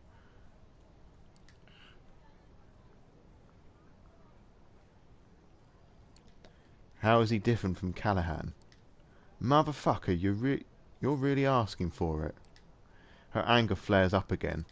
I'll pretend that was just a naive question, not a half-assed jab. Talk is a leader, a local baron who's overseeing a small domain, but doing a very good job of it. Callahan knows this, so he's giving him shit. Talk is taking it like a champ. He's smart like that, for one of us rebels. He's got the patience of a saint. Makes you think back to how things used to be way back when, if the stories are to be believed anyway. Oh, if the stories are to be believed. Anyway. You want to meet him? I'm going to require a show of goodwill first. Make a willpower check. No. That's fair. What do you have in mind? She flatters you a mischievous half-smile. I appreciate your readiness, but I don't have the details just now. Ask me at the bar when you're able. I'll leave something for you. We'll take it from there. Now come on, I've got to go. She walks you out of the bar and you go your separate ways. Seems like there's nothing more than to do than return later and see if Mia can really help you contact Talk. Yay, more side quests. I'm going to turn the volume back up again. Audio. 1, 2, 3, 4, 5, 6, 7. Cool. Ah, that reporter's back. We've got to go and get rid of him then, I suppose. You're just leaving your haven when you notice a small note slipped under your door. You pick it up cautiously and fold it open. I know what you are. I know everything. Meet me at the Beautiful View Motel or everyone else will know too. Should have killed him. I should have killed him the last time. The note is signed, Frank. Cursing under your breath, you check the Beautiful View Motel. It's located in Queens. Getting there will take some time and something in Frank's note suggests urgency. You run out of the apartment. Oh, that looks a bit crappy. Stepping into the Beautiful View Motel, you can't help but think that the name makes promises that the building fails to deliver. Yeah, well, I had presumed that scaring the shit out of him last time would have worked, but if there is an option to kill him, we're doing it, because I do not like where this is going. Well, you weren't present for this last time. A reporter is harassing Sophie, our blood mummy, and we've been asked to get rid of him. And we had the option to, at one point, to drain him dry. Instead, I just beat him up a little bit and scared him and used presents to try and get him the idea that nothing was going on. Obviously, he's not getting the memo, so he's back for round 2.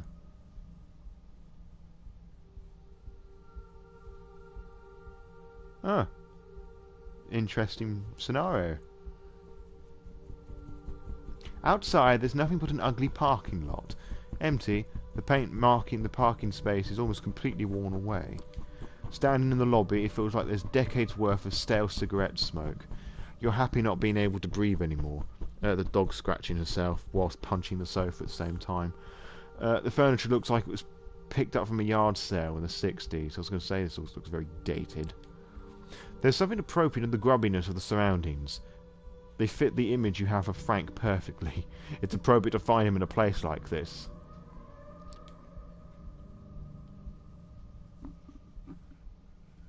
Cool. Well, hopefully we are still here in an hour. Enjoy your lunch. You nod to the old dog. Stop hitting the sofa. Let me scratch that for you. There we go. Shh. Okay. Oh, for fuck's sake. Dog, stop. You nod to the old woman manning the reception desk. She seems totally uninterested in what you're doing, her eyes glued to the small TV perched on the desk. A cop show. Walking deeper into the motel, you find a lounge that might have aspired to a kind of lavish comfort in its glory days. Now it just feels sticky, like you need to wash your clothes afterwards. Frank sits on a bar stool. There's no bartender, but Frank has a shot of glass in his hand. He looks even sweatier than usual. What's up, asshole?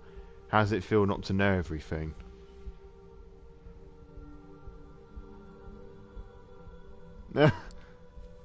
You stop and look at Frank a little closer. He seems drunk, not a good sign. Despite everything, in your early encounters he maintained a baseline of professionalism.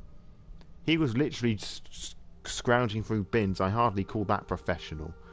One moment, I have to put special eye gel in my dog's dry eye. Because that has to be done. She has no tear ducts in her left eye. Or they do, but they just don't work. Dog, don't move. There we go. We rub that gently in. There we go.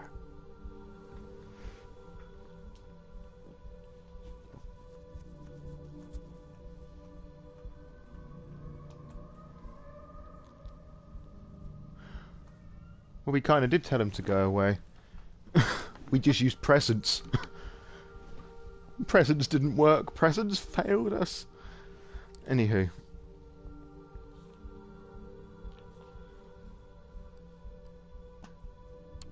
Careful, little man. Push me again, I'll push you back. Oh, I am snuggling the doggy. Doggy's sitting on my lap. Well, I say sitting, she's more like lying on her back on my tummy with her legs outstretched. Fuck you. If anything happens to me, all your secrets will go out. All of them. You stop to consider what to do. You're not used to dealing with Frank in a mood like this. He seems more confident and depressed at the same time, as if he had a secret that gives him power but also brought him down.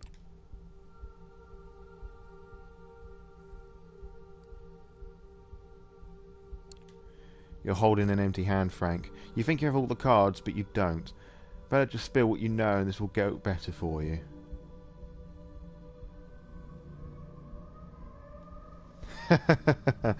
Well, in the Law by Night podcast, I portray a Nosferatu who goes by the pseudonym of the narrator.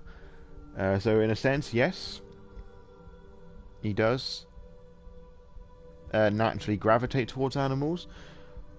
The Nosferatus are my favourite clan. But yeah, I've got a cat one side of me, dogs on the floor looking at me, and I've got another dog sitting on me just asleep. I should really get like a webcam, just plug it in the PS4 and just point it at the animals. Because let's be face it, the animals are far more interesting than anything I'm saying. Tough talk. May have been impressed by that before, but not anymore. Frank sounds like there's plenty more bitterness inside of him waiting to come out. Let me tell you something else. An ear-splitting sound fills the lounge and a bright flash blinds you both. For a second, an irrational panic grips your dead heart. Is this sunshine? Are you going to burn in a death crisp in a cheap hotel in Queens? That is true, but I'm just doing this because I'm enjoying doing it. I'm not interested in the whole doing a Twitch, YouTube streaming thing properly, because that's just effort. It's just I just mentioned the animals so much that you almost be wondering what they look like. As your vision adjusts, something whizzes past you. There's a series of thunking sounds, something impacting the bar. Frank is lifting the shot glass, miraculously still in his hand. A massive bloodstain spread across his shirt. Oh good, somebody else shot him. For a bizarre, incongruous moment, you stare at the thing sticking out of Frank's chest. Oh, his daddy Kadir saved us. Oh no, it's a crossbow bolt. Another two lie shattered next to the bar, having missed their target. One missed you by a hair's breadth. Turning around, you see figures dressed in black, tactical gear. Oh, that's not good. I think the second Inquisition are onto us. Turning around, you see figures dressed in black tactical gear, storming into the room in eerie silence. Perhaps the flash bang damaged your ears. They drop their tactical crossbows and lift up rifles. Who comes prepared with a crossbow? Frank slumps to the floor. A wooden crossbow bolt will paralyze a vampire. Yep. Funny story, Underworld, I believe, was actually very much influenced by Vampire the Masquerade, so much to the extent that they were actually sued by White Wolf when the film came out. Yeah, Second Inquisition's apparently on us. Frank has done something. We should have killed him. The scent of blood fills the air. Make a run for it. You're facing a highly trained force of well-armed commandos. There's only one thing to do. Run away. You don't even stop to think. Just following your reflexes as you duck behind the bar and dive through a staff door as bullets hit the wall next to you. Fortunately, the blessings of the blood don't care whether you're being brave or coward. The blood speeds up the body and you rush through the back room past the empty beer kegs and the half-full boxes of liquor bottles. Spotting a back door, you burst outside into the night. Running around the corner of the building, you see 4 SUVs parked by the motel's front door, all black with tinted windows. A man and a woman, middle-aged, dressed like detectives, stare at you in surprise as you run past them. One tries to yell something as you stumble to your car, wrench the door open, and turn the ignition. For a terrifying moment, you fumble with the keys, but when the starts, you floor it, careening you into the highway. You run into Sophie's building past a surprised-looking doorman. Time is of the essence. You pound on the door more for the sake of your own nerves than just because you think it's any help.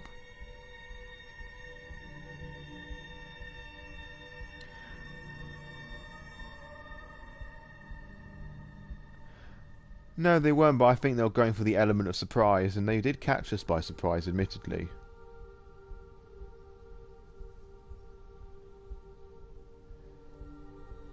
Perhaps, but I think this is all a setup of some description.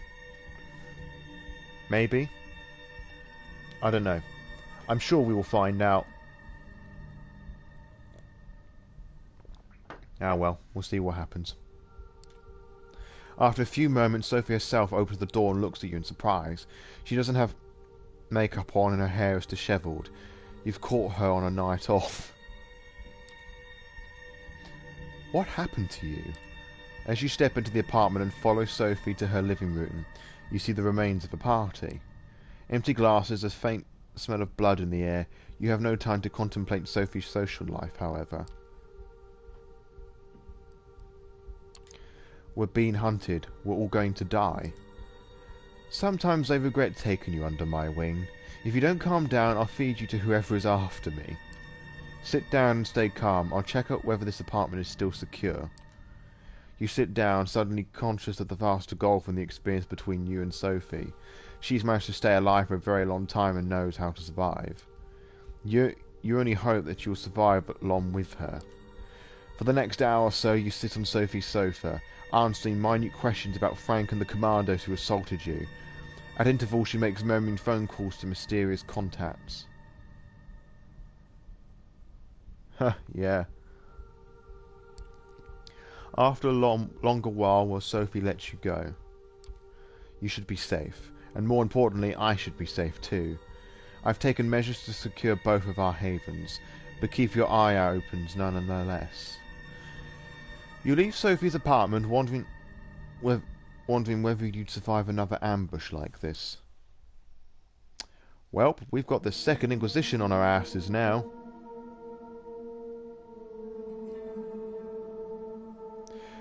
You arrive at the leech pitch, finding it less rowdy than last time. I'm going to turn the music down again. Oh. There, that'll do. The bar is still packed, but the dance floor is empty tonight. Instead, the old crackling speakers are playing music that would probably sound like noise even on high-end hardware. Mia is nowhere to be seen, but you do remember she requested you ask for her at the bar. You know the face behind the bar. The woman doesn't seem to recognise you, though. You imagine you were just another patron in a sea of strangers the other night. What can I get you? I was told to ask about Mia at the bar. Yeah? Well, she's not in tonight. She looks at you up and down and a spark of recollection shines in her eye. Oh yeah, that's right.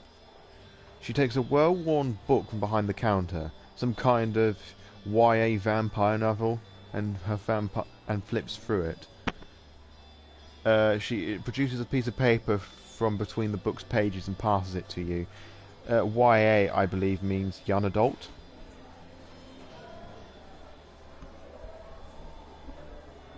What have we learnt today? Eat literally everyone and trust no one. And look after only yourself and your sire. Not a nice lesson, no, but welcome to the wonderful world of darkness. If in doubt, use presents. If that doesn't work, eat them. She told me you'd be interested in reading this. You find a relatively quiet corner and take a look at the note.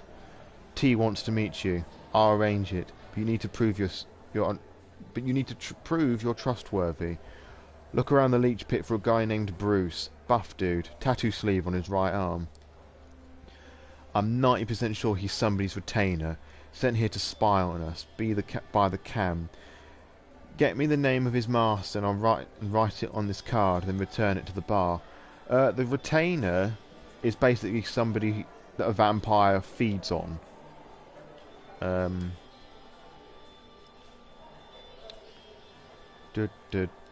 A retainer, a human who serves a vampire master. Kindred really go without at least a few of these mortals, both for convenience and protection. Yep, pretty much. It doesn't take long for you to locate this Bruce guy. He sits alone in a corner. 2 beer glasses already empty on the table. You take a moment to consider your approach. Yeah, but you see, the thing is, with vampires, they're immortal, and the only thing that you really fear now is death. And when you're surrounded by other vampires who are all paranoid of the same thing, you just strive to be better than everyone else around you. So niceness doesn't really come into the question. They're predators. First come, first get served. It's a dog-eat-dog world.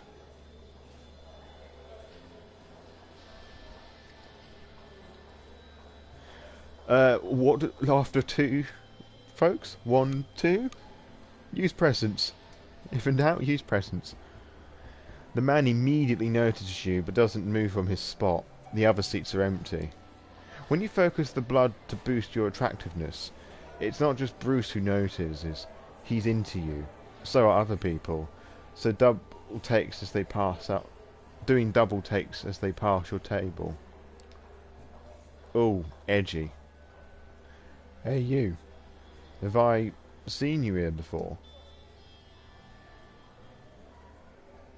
Yep, pretty much. That's exactly what I was doing as I said that.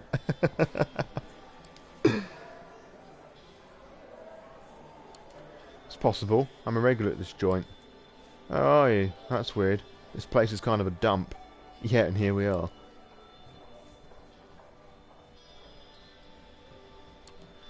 I know you're here because somebody asked you to spy on this place. It'd make me really happy if you give me their name. What? You mean Sam? He catches himself, realises what you're doing, his eyes dart over your shoulder. You thought you had him cornered, but he suddenly leaps over the table in one smooth move and dashes through the sparse crowd. You catch up to him outside. Well, yes, it is a vampire eat vampire world, but you know the expression is a dog eat dog world. Yes, it is, Holly. You are a dog, but you don't eat dogs.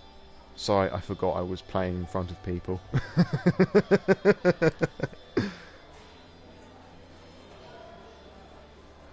um, I don't think we should use celerity in this space because that's just like a huge masquerade breach.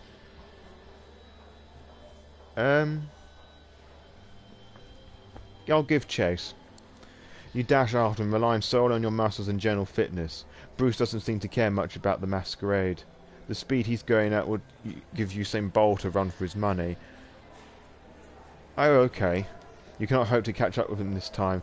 He takes a sharp turn into a side alley, and by the time you reach it, he's already gone. Oh well. Because she mentioned about the masquerade, but oh well. We did what she asked for. Time to leave something for Mia. You borrow a pen from the bar and flip Mia's nose onto the other side. Yes, well, we'll have to see how decent V5 werewolf is. Emma, go and play with Simba outside.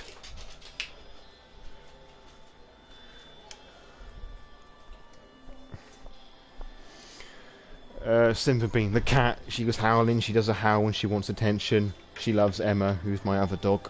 But now I've got the sofa to myself. Sam, that's all you've got. It's not much. It could be the full name or a fragment, male or female. Well, it's something at least. You can pull a name out of your arse and let Mia figure it out.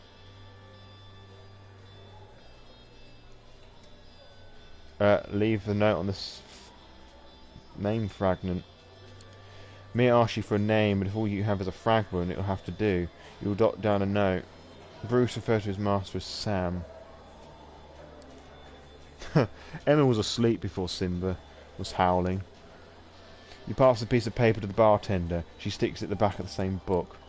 Hold on 1 second, you want me to pass something on to you? She produces a cell phone from behind the counter. It's ancient, at least 15 years out of date.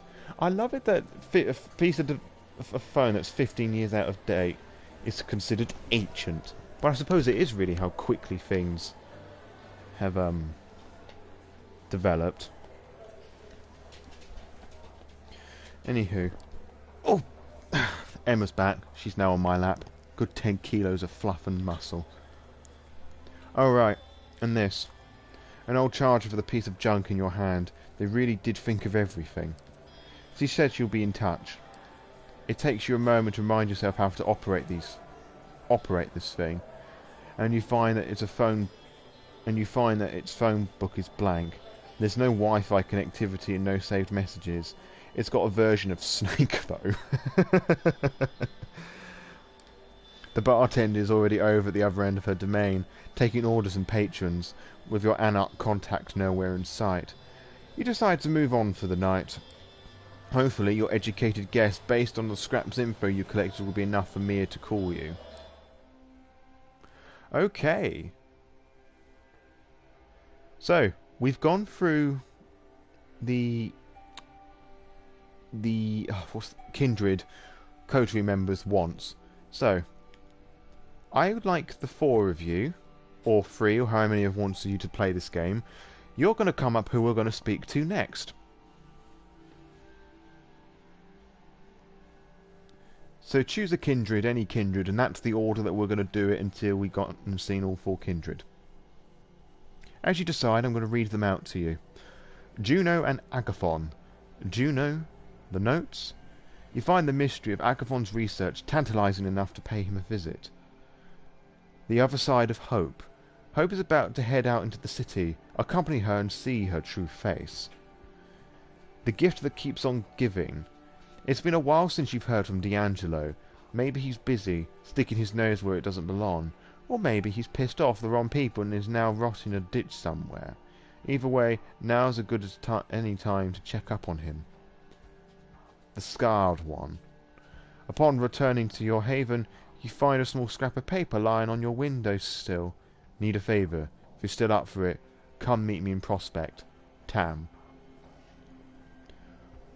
4 kindred, 4 people. Pick one of them. Agathon, Hope, D'Angelo, or Tamika.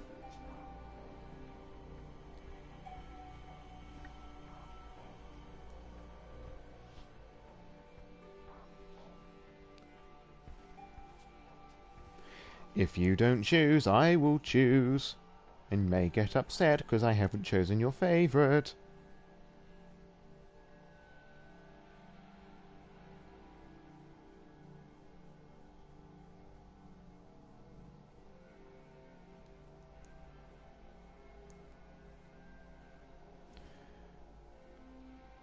Alright. Well, last final chance. Choose a kindred, any kindred.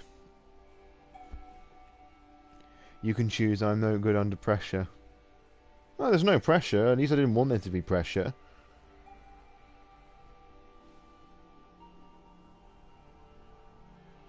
Or better started. Which do you already... Oh, okay. We've done the first chapter of each of theirs, so we'll be seeing these kindred for the second time, so it really doesn't matter which one. We've done all of them once. Okay, we'll go to Tamika first. Cool. We'll get a bit more of Tamika.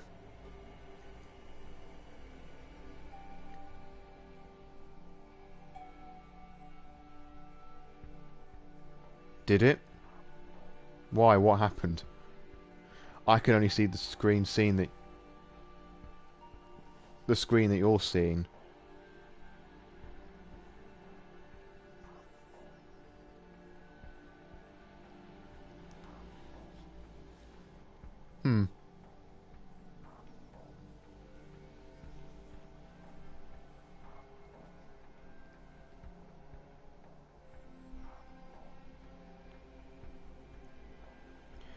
Yeah, I voted Tremere, but my comment didn't pop up through.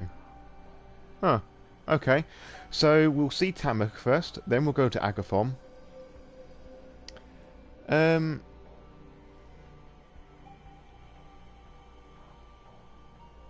Spoilerific.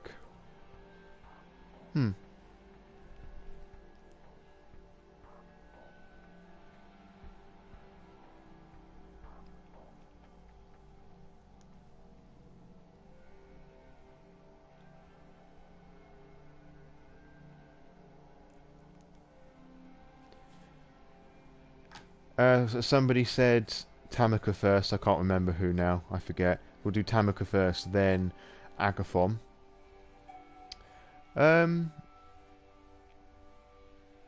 Alright. Unless we get any more suggestions, I'm going to put these two in an order of my preference. Any last calls?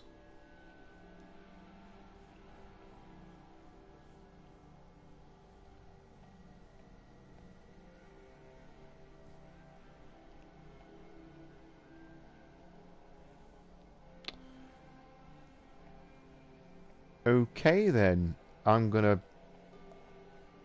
shut the window of opportunity, and I'm deciding that this is going to be the order, unless anybody sneaks in with a comment as I'm reading this aloud. Tamika, Agathon, Hope, and D'Angelo. So that's the order that we're going to do it until we've done them all again. Okay, we're going to go and see what Tamika wants. Once again, you cross the gate of Prospect Park and head straight out of where you last saw the feral duo. Minutes pass, finding no sign of Tamika, but begin to worry that something might have happened to her. Suddenly you hear rustling coming from the nearby bushes, and it's not the stray cat kind of rustling either.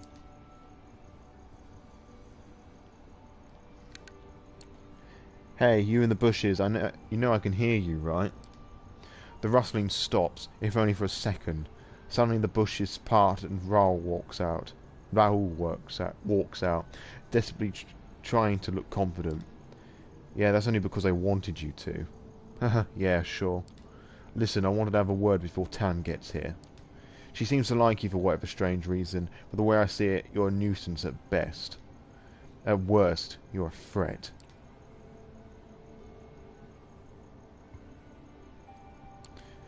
Just give it some time. You'll warm up to me. Yeah.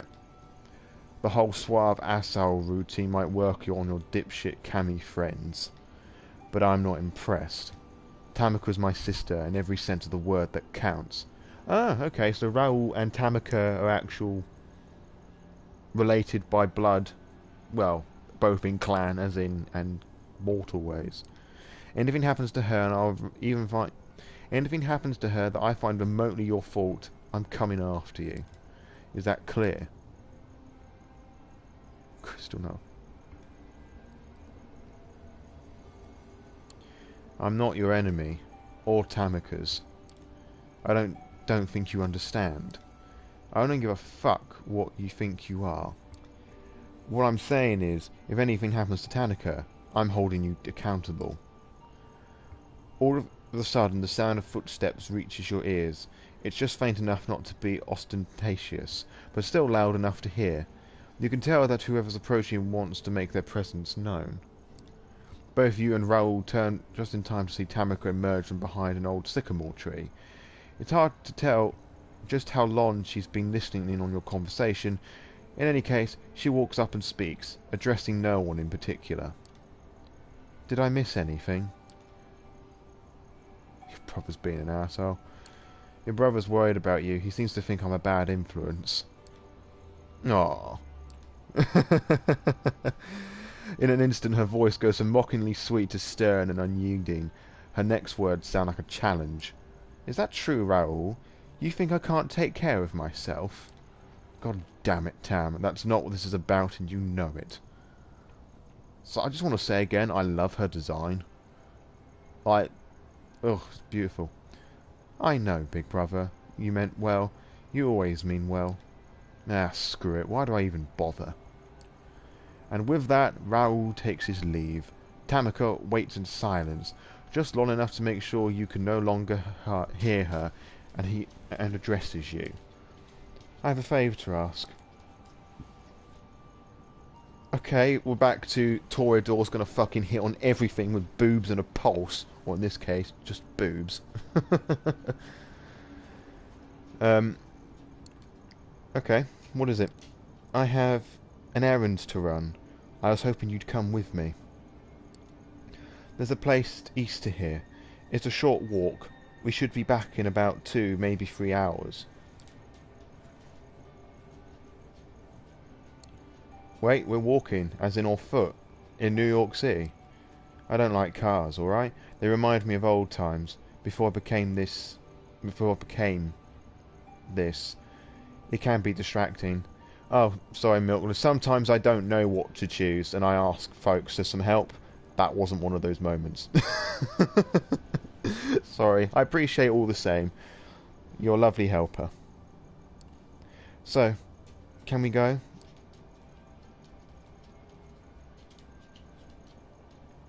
Aw, bless.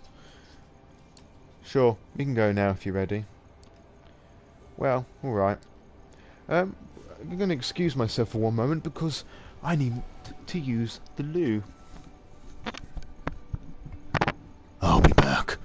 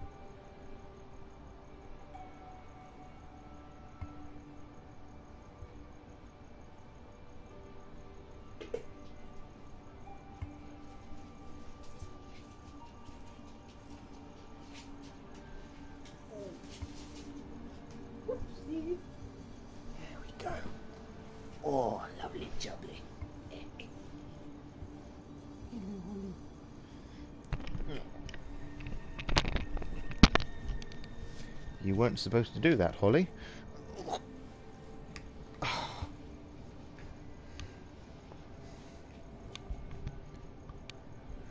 Okay. And so you head towards the parking lot, accompanied by Tamika and a lot of unanswered questions. Ooh, that's pretty. Following Tamika's directions, you finally arrive at the Evergreen Cemetery, one of the oldest burying grounds in Brooklyn. You enter through the southwestern gate and follow your companion through the sea of tombstones. It's a nice enough place as far as graveyards go, much less home genocide than the usual flat field littered with identical markers.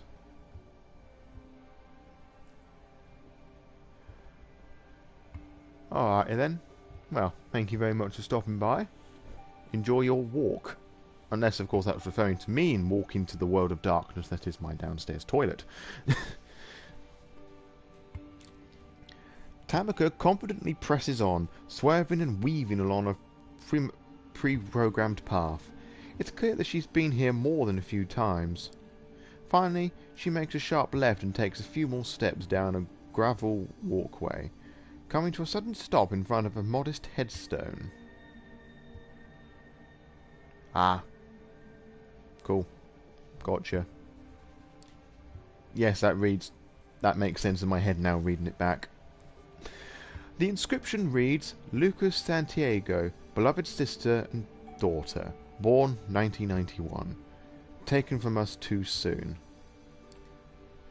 With her eyes fixated on the gravesite, she lets out an absent-minded utterance. I need a moment alone. Not long. 5 minutes at the most. You look around in search of a good spot to wait for her and pass the time. At the end of a nearby lawn, you notice a lone bench situated under a weeping willow. Suddenly you hear voices, distant but slowly approaching. Judging by the tone and timbre, you're guessing it's a couple of teenagers out on their late-night kicks among their dearly departed. Might be a good chance to feed. Then again, you could just pass the time walking around the area. It's actually quite nice, in a dark and sombre kind of way. I'm not going to feed on the teenagers, not because I have anything against feeding on the teenagers. I don't mind at all. It's just the fact there's 2 of them. I'm just going to wait on the bench. I'll wait for you on that bench over there by the tree. Thank you. You sit on the bench and take a minute to relax and let your mind wander, looking up at the willow swaying in the breeze. My eyes did weird shit then. You soak in the atmosphere. Being a vampire sure has its moments. Finally, you get back to the tree and find Tamika sitting on the bench. Without a word, you sit next to her. You look over to her, doing your best not to stare. She looks down, crossing her arms and putting her hands on her shoulders. Just visualising how she's doing that. In an instant, the ferocious savage disappears, replaced by a vulnerable young woman. I think I'm done. You okay? I'm better now. Sorry, I guess I should tell you what that was about. She looks away. You can tell she's struggling to open up to you, so you remain silent, trying not to make her uncomfortable. I was embraced not far from here, in this cemetery. A fitting spot, I suppose. It was close to a decade ago. I'd been on the road for a couple years at that point, hitchhiking from one town to another. New York was supposed to be just another stop. And then I met Jezebel. She was strong, smart, independent, seemed like someone I could trust, someone I could get close to. She never made me feel inadequate or ashamed. She could just hold her own in a fist fight too. Funny thing though, she only wanted to meet me during night time. I didn't think much of it, even came up with excuses for her, busy, eccentric, whatever worked. Until one night she sank her teeth into my neck. At least you know your sire. A fire, a lover, and an undead abomination. She sounds like quite a gal. She was. I honestly learned more about her after she was gone. She was the real deal, an old-school Gangrel, a veteran of Battle of New York. She looks away and grows reticent for a brief moment. Anyway, she left soon after turning me. I think the Conclave of Prague really shook her up. The Conclave of Prague. I do know what that's about, but I don't know what that's about. I mean, what I was going to say, it's quite common within Gangrel culture that when a Gangrel embraces somebody, they bugger off and just let them get on with it and see how they cope. If they are intelligent and work out what they are, they survive, and then they come back and give them the rest of the pep talk. If not, well, they die.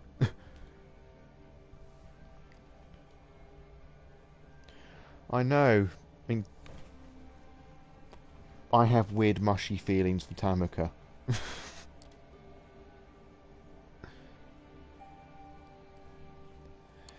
Wait, the Conclave of what now? They can do, but when I say that they're left alone, I mean they're abandoned. Like, oh, you're not even telling them that they're a vampire, like, embracing them and then literally just buggering off for, like, months on end, like, watching them from the distance. Ah, I think that might have been it. Prague, it's a city in Central Europe. It was supposed to be a neutral ground, a good place to discuss politics and strategy. It almost ended up turning into a civil war. Yep, I think that's right. It's when Theo Bell, who was the Camarilla's go-to dog for dealing with shit, decided he had enough and just blew up Hardestat, who was like, I don't know if you would say like there was like a leader of the entire Camarilla of the world, but if there was, it would be Hardestat the Elder. And Theobald just like blew him up with a shotgun or something. And then the Bruja and the Gangrel left the Camarilla. Next thing you know, the Anarchs were expunged from the Camarilla. Yeah, you were right.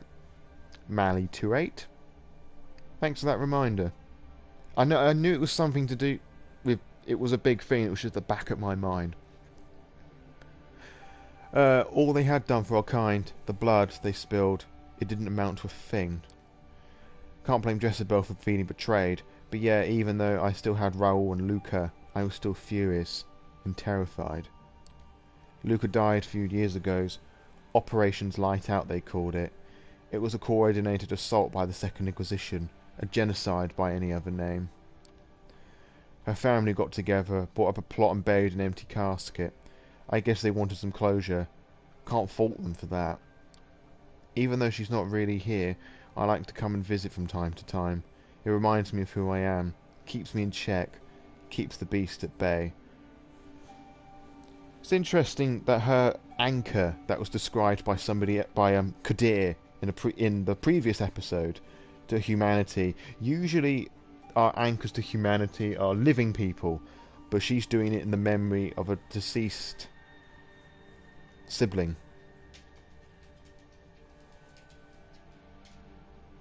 In Fee 5 that's not allowed. Your touchstones have to be a human person, which I find really teeth-grindingly frustrating. But I like the idea that some interesting ideas and thoughts here, actually. What are you dogs doing? Yes, I believe the place and the memory of her deceased sibling, I believe, Luca. Also, this being the place of my embrace, you have to appreciate the level of irony. She straightens up and looks at you as if something just occurred to her. Oh, can it? I thought in Fee 5, like the rule thing, it had to be a human. I know in Cults of the Blood God, there's something that's written in there that you can have a corpse as a touchstone, but that's like specifically for Cappadocians. I said you can have a dead touchstones. Yeah, as I said, well, from the little of the manuscript that I've seen. Huh. Well, I guess I have to read up touchstones again because my memory is fleeting rapidly with all things V5 recently for some reason. Even though I had like a huge conversation with somebody over the phone about it the other day. Sorry, I don't know what came over me. One minute I'm grunts and stares, the next I'm giving you my biography. I guess I'm just tired of being scared alone. Aw, I want to give Tamika a hug.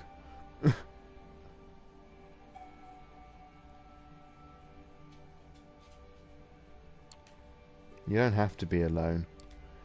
I used to think so, but those were simpler times. At this point, I'm just looking for something to believe in. Someone I could give a damn about. Again, we're just trying to dick her.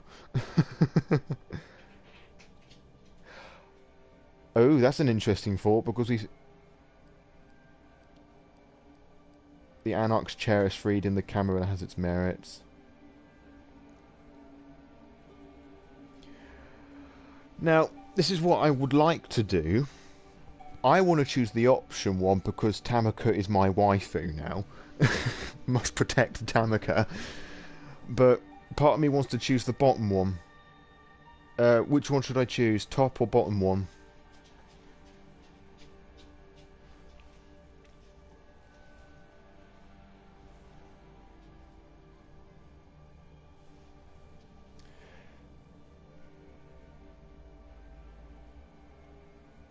No, I'm not. It's just I'm really moved by her. She's really upset. Alright?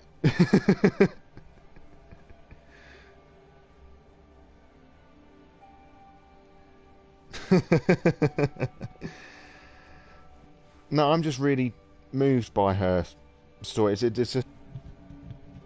Oh, God, what poor timing, Milkers. I'm sorry.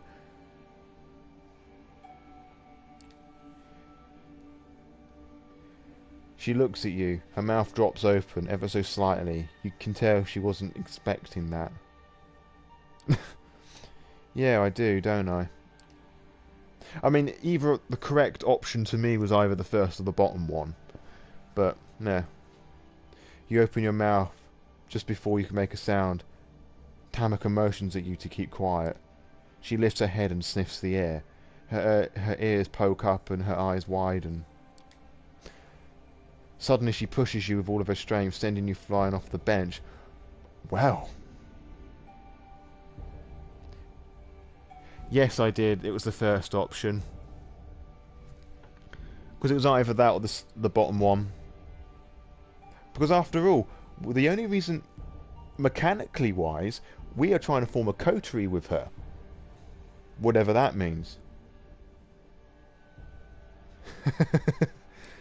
Before you can even hit the ground, an immense shape flies into view and smashes onto the bench, splintering it into pieces. With the blood surging through your veins, you pounce onto your feet. You look at the massive fur and muscles that just nearly pulverized you. The creature rears its head, gives you a deranged stare. It then turns to Tamika. She seems utterly terrified, frozen in place, as she literally just saw a ghost. You notice the creature shift its weight as if preparing to pounce.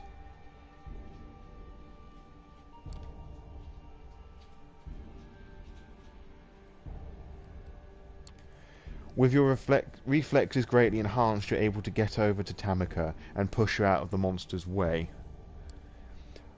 You both landed safely on the grass, whilst the beast flies through the air and smashes face fist into a marble headstone.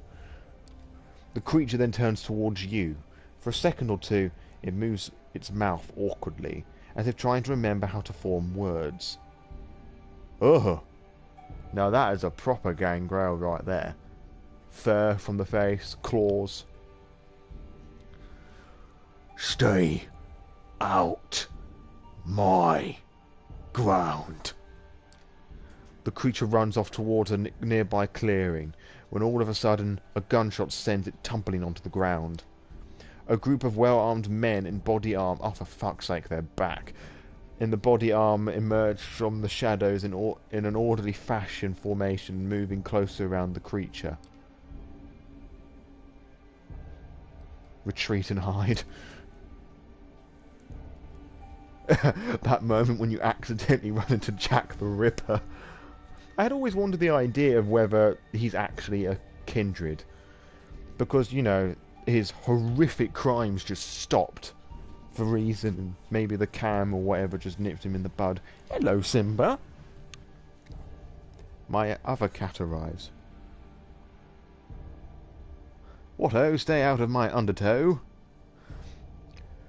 Not sure what to make of what's happening, you figure it's best to get out of sight. As you start backing away into the nearby bushes, you notice Tamika following your lead. From the relative safety of the thick foliage, you watch in the silence that the group of armed men subdue the creature using steel nets and cattle prods. They may well be. I don't know. I mean, there is a Victorian age source book. I don't know if they mention anything about Jack the Ripper. We'll have to see. I always imagined him to be a Nosferatu or Zamitzi.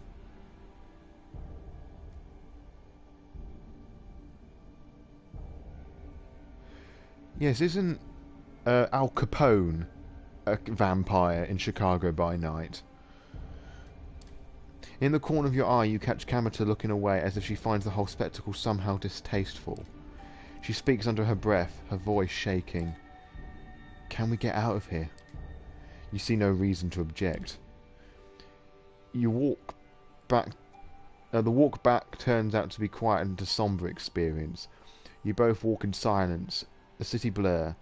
A blur of lights and cars careening by. I know Dracula is a Zamitzi. Vlabid Tepes, I believe, is the name they use for him. Tom Jones. You look over to Tamika. She seems lost in her thoughts. Finally, you decide to break the silence. What was the hell was that back there? A werewolf? No. If it were, we probably wouldn't be talking right now. Still, in a way, that might have been preferable. She rubs her temples trying to collect her thoughts. Among those of my clan, we tell stories about the Scarred One. The Scarred One? That's the only name he's known by. He's a cautionary tale for young Gangrel. He's what happens when you let the beast take over. I don't know if this is connecting with the Gangrel weakness, is that whenever they frenzy, they look more bestial. Like if you notice with that guy, he has like a furry beard going on, like every time they frenzy, like they get claws or fur. In older versions of Vampire the Masquerade, those bestial themes would be permanent, but I think with V5 and V20 they can be bought off with willpower.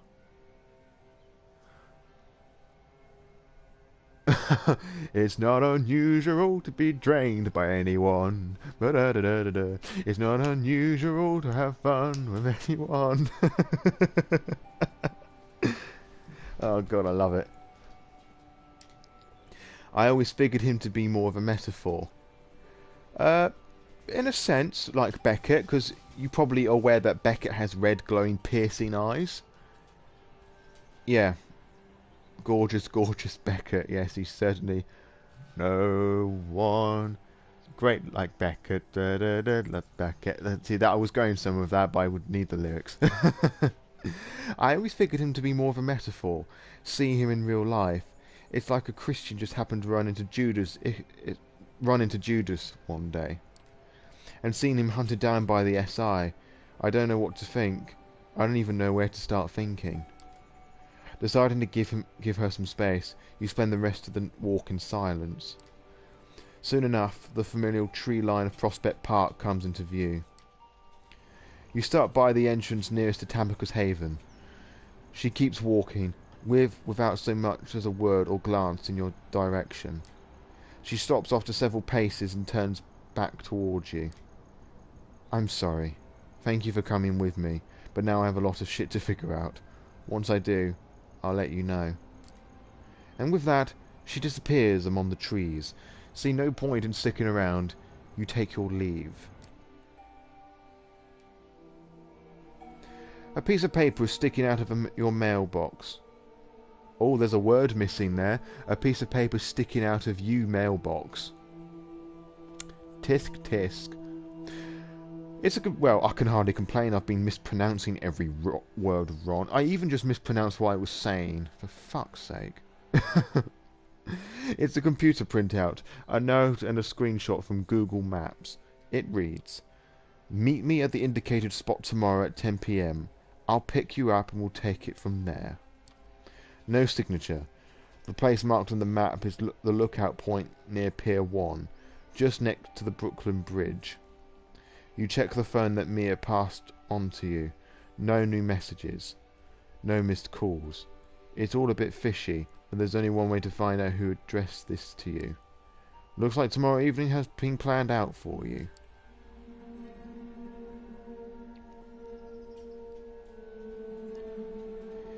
As you go downstairs, you soon wake up to... You go downstairs, and as soon as you wake up, one more glance at your phone, but no news from Mia. You take the car down to Brooklyn. Ah, it's the picture from the promotional material. You take the car down to Brooklyn, park on Front Street, and approach the meeting spot cautiously. I don't know where car came from. A figure about Mia's size is standing there, dressed in an oversized jacket and looking out toward Manhattan. As you approach, you can hear her muttering something. "Oh, this ain't Mia. Is it true? But I do not think it's true. If I do not think it's true, then it cannot be true. And if it cannot be true, then..."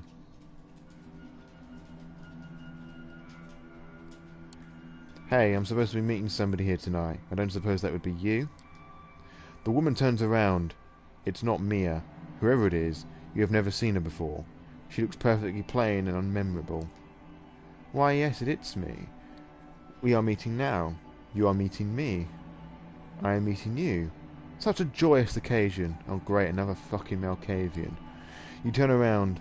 3 men, all of them burly and threatening, approach you. One of them takes the lead. Oh. "So, you got the message?" "I did.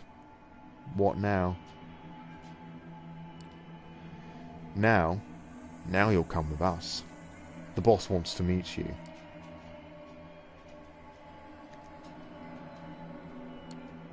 "Oh, you mean talk? What? You gotta be shitting me. Talk ain't the boss of jack shit. I mean boss Callahan, you dumbass." "Oh.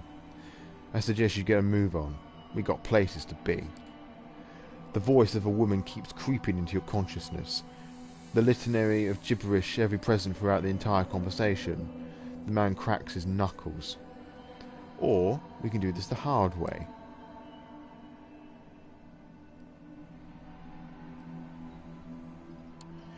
"Coming here was a mistake. It's time to blow this joint." Your muscles tense in preparation for a sprint that will take you away from this place and back inside your car. An angelic voice fills your head. It's the woman. She's captivating. You can see it now. You can't take your eyes off her. You don't want to leave her.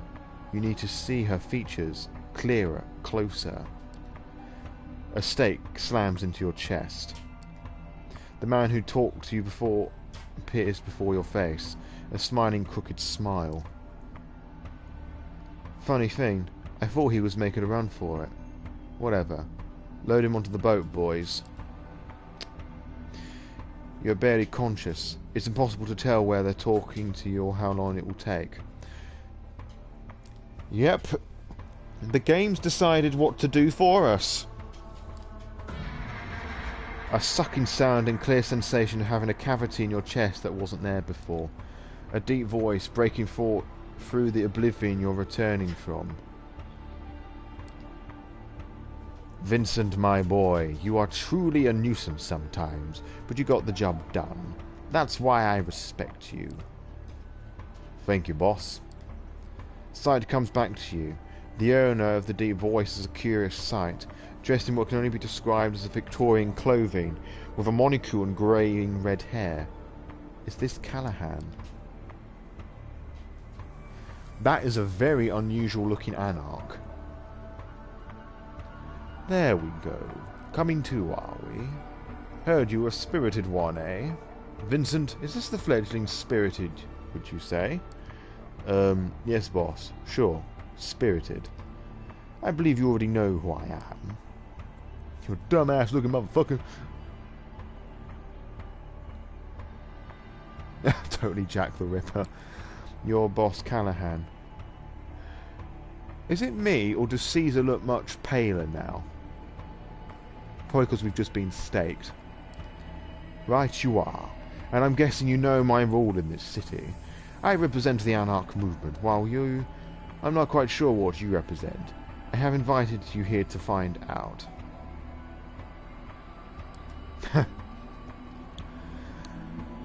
Now let me make myself perfectly clear. I am disappointed in you. Truly disappointed. But I arranged this meeting to allow you to make amends. First, though, I have to make sure you understand what your infraction was. So, do you know why you're here?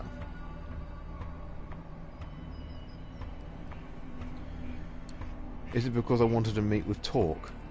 Ah, yes, you're not stupid. So that's a nice change of pace. Talk is the reason you're here. Or that little angry strumpet of his, I'm told, yes. Mia. Oh, how I'd love to get my hands on her gaunt neck and wring her until it breaks. But see, I'm a statesman, and that's not the prudent thing to do. No. Indeed, the prudent thing to do is to tolerate both her and that blasted ebony-skinned metaphor of hers. Oh, now that is close to being racist, sir.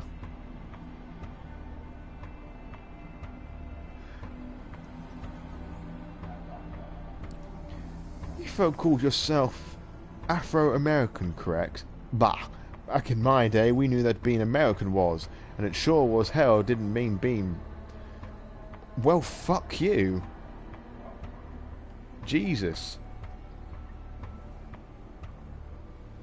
The ghost of racist past. That is the episode title. I'm going to take a picture of that because I'm going to forget that exact wording. The ghost of racist past. Taking the phrase of Charles Dickens to whole new levels. Jesus Christ. Oh, I didn't... Oh, that... like, I couldn't read all of that. That's just... But this is a really odd attitude for an Anarch.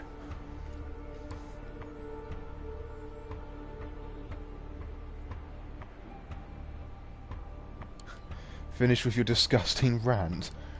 Oh, fledgling, you have no idea who you're messing with. He looks at you with rage in his eyes, and you feel insignificant and vulnerable. An irrational fear takes over you. You cannot speak up against this man again. You just can't. He's too terrifying. And that's the power of dread gaze, my friends. Now that I have your full attention, I will request something from you, and you will obey me to the letter. But that comes later. First, you will answer a few questions. The first of which, who pointed you to Mia? Nobody. It was my idea. Oh, really? And what was your intention behind the meeting?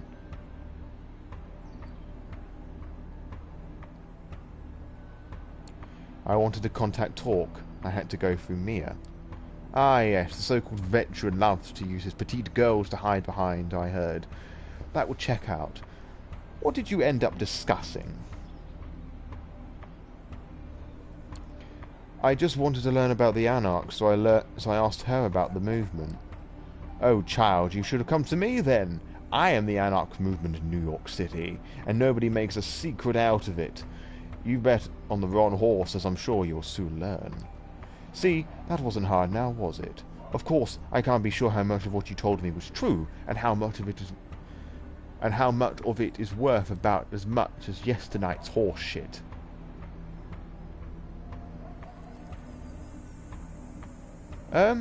I think he's just a scumbag. I mean, to use his phrase, back in his days, racism and sexism didn't exist, so I think he just still adheres to that mindset.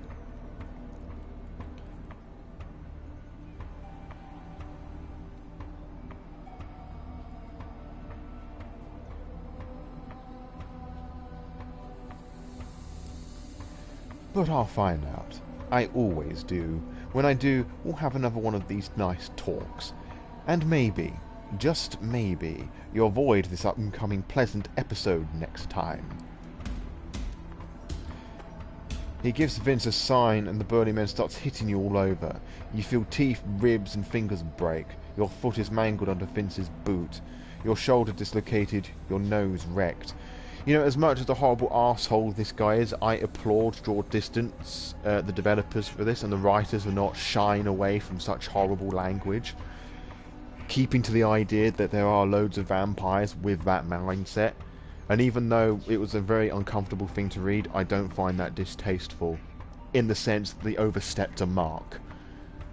I mean, if he started using other certain words, then yeah, I would have said that was a step too far. But then again, somebody of the 19th, 18th century probably wouldn't have used such vocabulary. Well, in England anyway. That's enough, Vincent. Leave them be. He snaps his fingers in front of your face a few times and checks if you can focus on his face. You can, but barely.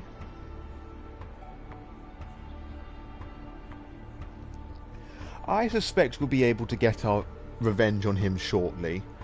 I mean, after all, I would imagine we are going to be given the opportunity to talk to Sophie.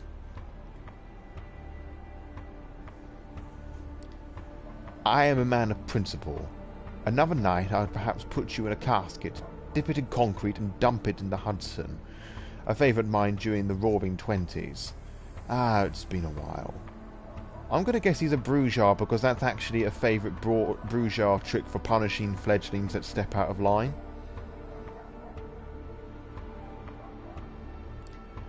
But, like I mentioned before, I am nothing but prudent. And so the interests of the city's kindred must come before my own needs and wants. I will therefore let you continue your existence. Here's what I require in return for this boon. You're not a true Anarch, because Anarchs don't really call upon boons in this fashion, but carry on. You are forbidden to meet Talk. I will keep an eye on you, on him. If you want a place with the Anarchs, you go through me and only me. Got it? You have to understand what I made my associates do to you tonight was just business. We can still work out a mutually beneficial relationship. In fact, it's either that or your final death. Time to go, Vincent. Take the boat back. Leave the fledgling here. I think they have a lot to think about. Sure thing, boss. Pleasure making your acquaintance.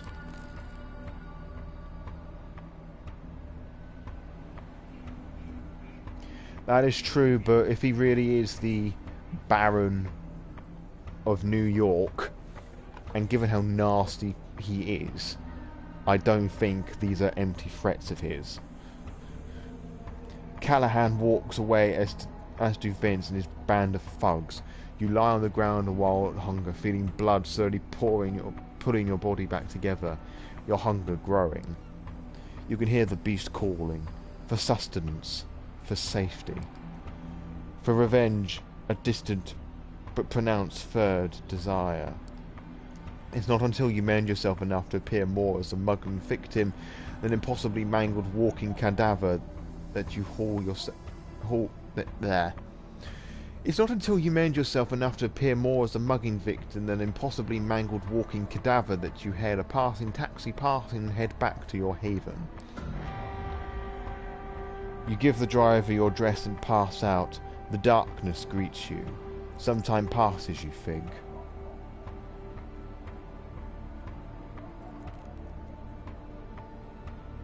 Well, he's definitely intimidated by Talk. For sure.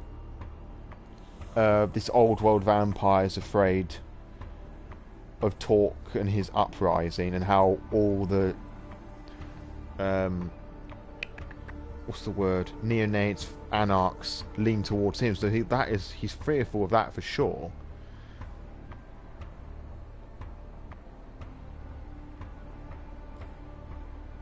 Appearance for a random fledgling. True. You feel somebody shaking you. You open your eyes. It's the driver. You think he's asking you if he's alright. His words change to a muffled shout. He goes silent. You think he tastes great as a tired, caffeine-pumped taxi driver with high cholesterol can taste. Warm blood pours down your throat and flows to your limbs, mending them. He is a growing cold, but you still do not have control. You are still observing, not acting. Your body is not yours. The beast is in charge. Okay, so we're frenzying.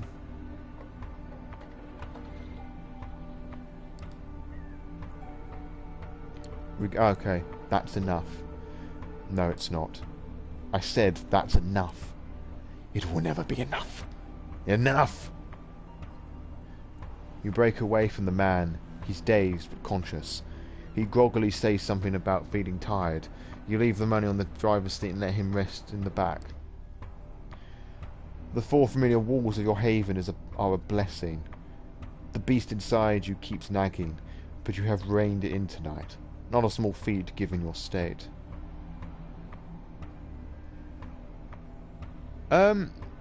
We didn't fight the Inquisition. The journalist is dead. He got shot. We've done more stuff with Tanika. What else? We've been introduced to the most racist anarch leader from the Victorian period that borderlines Trump. And we just ate a taxi driver, or partly eaten a taxi driver. The four familiar walls of your haven are a blessing. The beast inside you keeps nagging, but you have reined it in tonight. Not a small feat, given your state. You are still weak. You're still not quite mended. You need to rest. Tomorrow, you will have to feed again. Chaz Dickens. Jack the Ripper being a nasty gangrel that tried to kill us before he got captured in a net and cattle prods by the SI. Tomorrow you will have to consider your next move. Callahan is not the kind of man who quits, but tonight you rest.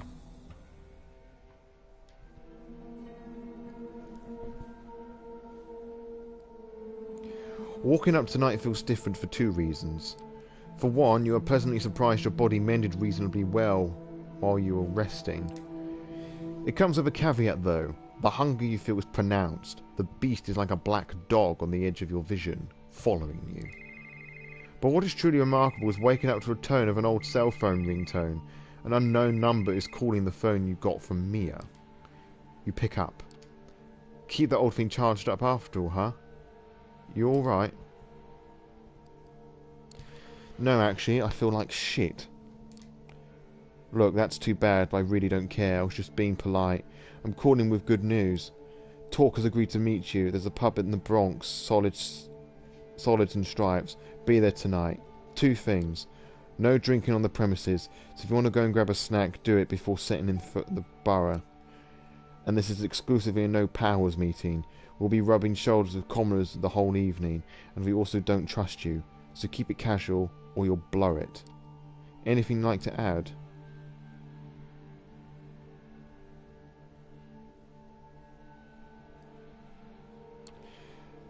We should expect company. I met Callahan yesterday. He kicked my ass and forbade me from meeting talk. Said he'd keep an eye out on me to make sure I comply. Silence on the line. Fuck. More silence. I can't promise you any protection on your way there or back, but at the pub you'll be in Talk's domain. For all his posturing, Callahan doesn't have the balls to strike Talk directly. We'll post additional lookouts on watch. That's the best I can do. If Callahan got under your skin, I get it. I was in that spot once or twice too. All I've got to say is, the risk is worth it. And if all goes to pot, we can just tell Sophie that we've been attacked by the Anarchs, and that declares war.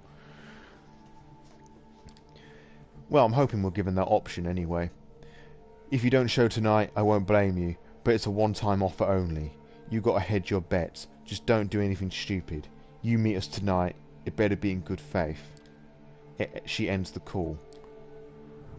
First things first, you take the subway to York Street Station, walk to Front Street, retrieve your car and weigh your options while driving back to your haven.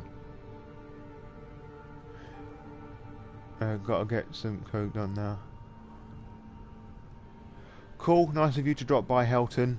I'll be wrapping up this zone shortly too, because it will soon be time for me to prepare dinner for my family.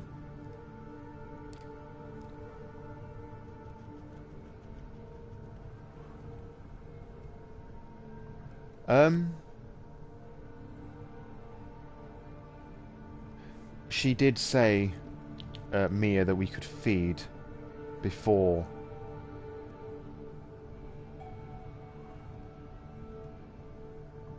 Get some snack.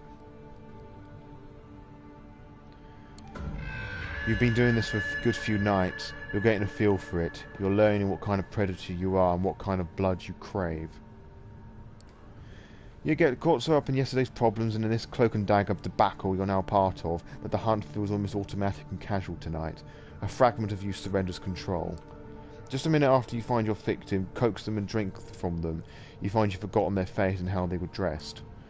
It only hits you once you look at yourself in your car's rearview mirror. This was Ron. You can't let this become the norm. You hurt somebody. A human being. You're a monster. You need to stay mindful of this. You're a monster. But unless you let yourself off the hook, you can hold on to your humanity and not let yourself slide down this spiral.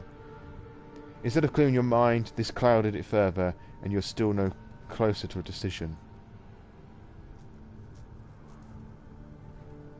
Go to the meeting directly. I think. Dangerous or not, you have to make the trip to the Bronx and meeting with Talk. No detours, but just to get over with. You take some precautions just as you enter Talk's turf. You park a few streets over from the pub and walk towards it with keeping an eye out for anything suspicious.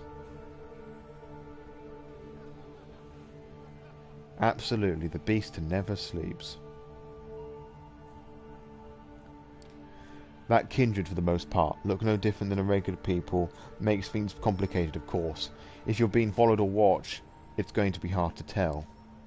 You reach the pub, shoot a final glance around, there's nobody suspicious around as far as you can see, and open the door. As the smell of cigarette is overwhelming, the whole place has an awe about it. A constant of hog hanging around under the ceiling, the lethargic fangs do nothing to disperse it.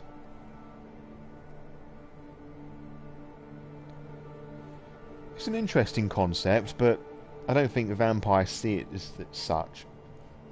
I'd imagine the Toreadors do, possibly the Ventru, but the constant crack of billard balls and clinking of glass tells you all you need to know about the clientele. Not very vampiric place at all. You're wondering if you got the address right. You apparently did. Mia's here. She motions you over to one of the few tables around. Took your sweet time to get here.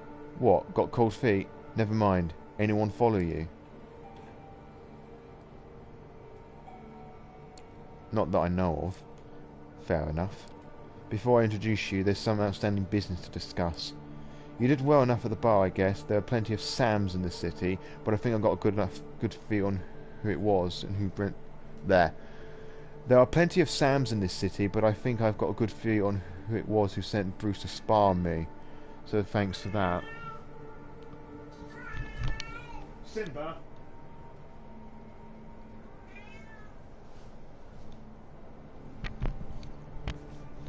Apologies. She sometimes seems to forget that there are people here. She just wants attention and cuddles. Talk was happy enough with the result you got too. Here's your chance. Don't blow it. Yeah, her elder brother Ted.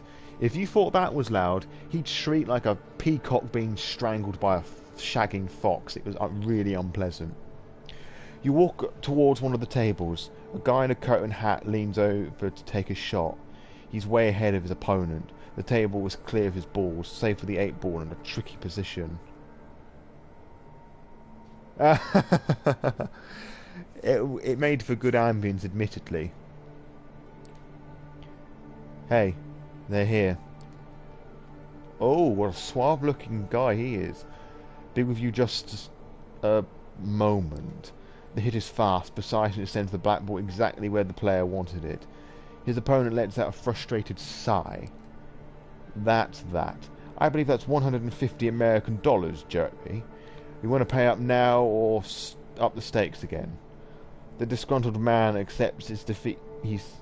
The disgruntled man accepts his defeat and pays up, then declares he's going to grab another beer. To the victor goes the spoils. Thank you kindly. He turns his full attention to you. The man is good-looking, if somewhat gaunt and intense.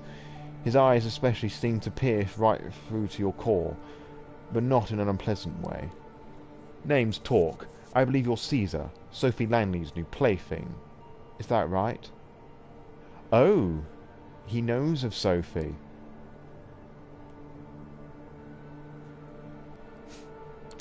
Plaything? No, we're not lovers. Ha, apologies then. With her, that's kind of the default. I did hear about your curious partnership, though. Forgive my being real with you right off the bat, but I like to know what it is I'm dealing with. So here's something that I've been scratching my head about. If you're with Langley, and the Langley's cam through and through, I'm told, what have you told... I'm going to try that sentence again. If you're with Langley, and Langley's cam through and through, I'm told, what is it that you've come to accomplish here tonight?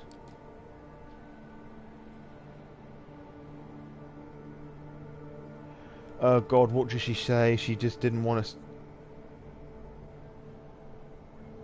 She didn't have a problem with us meet... She only wanted us to tell her about Sophie in name when we were speaking to him. So I'm going to guess the top one? Sophie Langley wants to meet with you. Don't ask why, she didn't tell me. She just had something to do with gathering allies against Boss Callahan. I'm here to arrange that meeting. The fuck? I knew nothing about this. Sophie wanted you to ask about Talk to me, but you had to be the one who's in person. They lied to me. Mia's furious. She's looking at the pool cue and at you as if she was figuring out the best combination for the two. It's fine. I appreciate the honesty, even I wasn't straight with the second in command.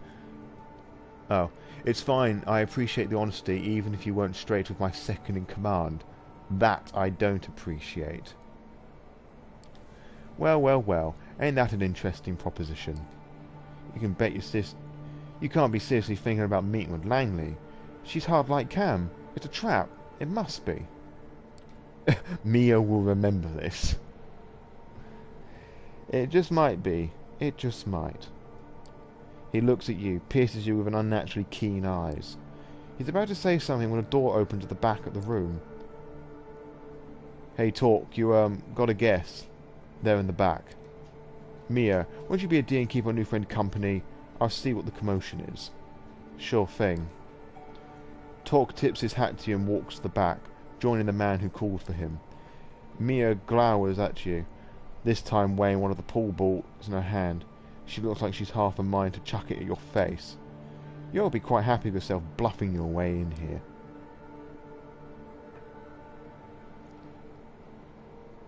It's not just Sophie I'm here for. I wish I did this differently, but it is what it is. I'm not proud of it myself.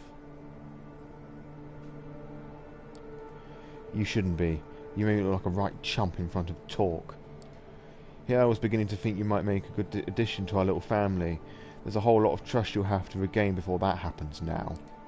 Talk appears from the door at the back and calls across the room. Yo, Mia, can I grab you for a second? Caesar, get over here too.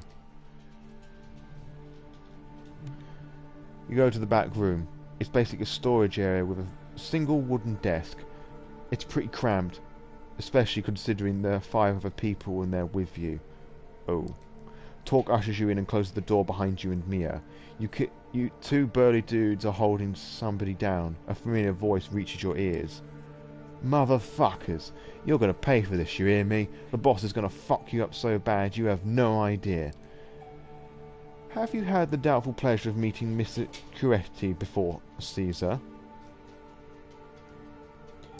Yeah, we met yesterday. You're fucked. You're so fucked you don't even know it. You stupid piece of shit. I should have ended you yesterday. The boss told you to stay away. You should have listened. That's a story and a half, ain't it, Vince? Calm down now and tell me how many of you guys are still on my turf, hmm? Go fuck yourself. You're done. The boss knows this stupid piece of shit fledgling came here. He knows they're with Langley. Emma, I love you, but you can't be licking my face. Not whilst I'm streaming. Emma, get off.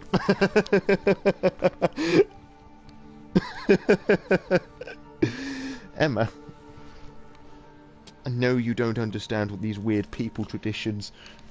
Look, if you want to lick something, lick my hand. Have that hand. Apologies. Oh, do you want that hand now? Okay, I'll try and do this left-handed. Okay. Okay. Oh, God. Freaking cable. So anyway, what was I reading? Go fuck yourself. You're done. The boss knows this stupid piece of shit fledgling came here. He knows they're with Langley. You know what that means, talk. No, I don't. What does it mean, Vince? Now the boss can wipe you out. He'll just say you're sucking Langley's tits, and all those buddies of yours, gone. You're done, talk. Well now, if that's the case, I guess riding NYC on your toady ass won't make things any worse, will it? Actually, there's an idea. Vince mentioned that he beat you up yesterday. Did I hear that right, Caesar? You want to repay the favour?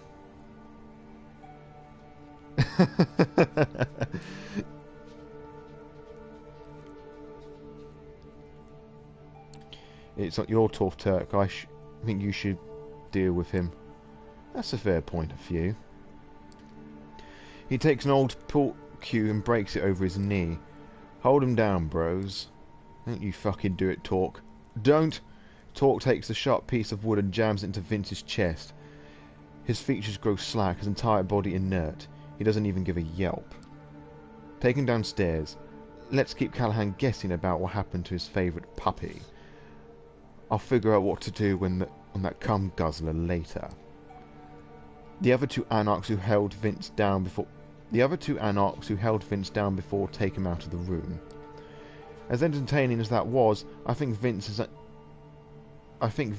in his unmatched wisdom, shared more than Callahan would hope for. This changes things. Ever heard about Operation Lights Out, Caesar? It was a second Inquisition effort here in NYC. A single night of raids of magnitude never seen before or since. The Ivory Tower got away with just a few losses here and there. No major players were hit. They managed to find safe spots and stay out of the way of the eye of the shitstorm. Us, though, we got hit hard, all over town. Havens were rooted out, entire coteries and safe houses gone, just like that. Nobody saw it coming. I barely got out in one piece. Yes, I was thinking the exact same thing, how London was completely obliterated with vampires. Mia looks with concern and puts a hand on his arm. He shrugs it off, gently but surely. No, I mean New York is... I don't know actually. Is New York bigger than London? I would have thought it was. Others like my child, Barb or Mia Sire, extinguished. But you know who got out without a scratch? Callahan. We thought about it for the past few years. How has that big B managed to excuse himself from Staten Island Museum where we used to meet, just before vans full of guys in body armour show up? How is it that my baby is burning up being shot with incendiary rounds? I also see Doug Callahan running with his tail between his legs, pushing fledglings like you in the path of the SI. We think the bastard knew it was coming, and he set us up. Not just us, some of our brothers and sisters who got hit hard, some of the lowest profiles in this city's lick population. The moral of the story, Callahan is an opportunistic motherfucker, and even if his thickest followers suggest he's going to sell me out, then that's what he's going to do, as sure as the sun rises. He pauses for a moment, and you see him reach a decision. You said something about Langley having an offer for me. It might be our fault, in part, that God, another dog joins the challenge. You said something about Langley having an offer for me. It might be your fault in part I'm at this juncture, but now's going to be as good a time to time as any to listen to what she has to say. I don't think that's wise, T. Well, would you have to do me? There. What would you have me do then? You said it yourself. It's all this fledgling's fault. They brought this onto us. So let's use them as a bargaining chip. Callahan wants them. Langley needs them. They're valuable. Oh dear. I'm starting to think these streams belong to your pets, not... Nope. Of course they don't.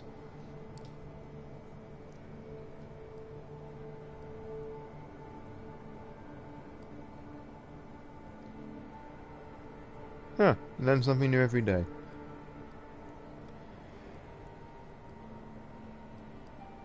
Me? No, you're wrong, I'm just a pawn. That's why Sophie sent me. Here, plausible deniability and all that. I'm expendable. The realisation that you just summarised the entirety of the last 2 weeks or so hits you hard. But if there was a moment to be honest with yourself, it's now. Fuck! The man puts his head on Mia's shoulder. She calms down a bit. We're afraid, Caesar, but then what else is new? It's a paradox, being who we are. The hunter one night, the hunted another. Masters of the night, slaves to dawn. A duality of everything. Mia, I understand your concern, but I need you to trust me like you did before. This is my call, and my responsibility. You can give me shit about it later, like I'm sure you will. Count on it. He smiles, then takes on a no bullshit look and points at you. 3 conditions. First, you come pick me up, personally, and bring me to the meeting spot. Anything goes sideways, it's your ass. Second, Mia's coming with me. No 2 ways about it. 8 balls in the meeting. The 2 of you, the 2 of us. Nobody else. And third, the meeting is in public. Downtown, some spot frequented by mortals. We see you take us anywhere fishy. You check out and fuck up as a message to Langley. I count on it as not coming to that, though. You seem likeable enough. The cam hasn't got its talons in you yet. Keep it up, and maybe you'll come to the same conclusion we did on your own time.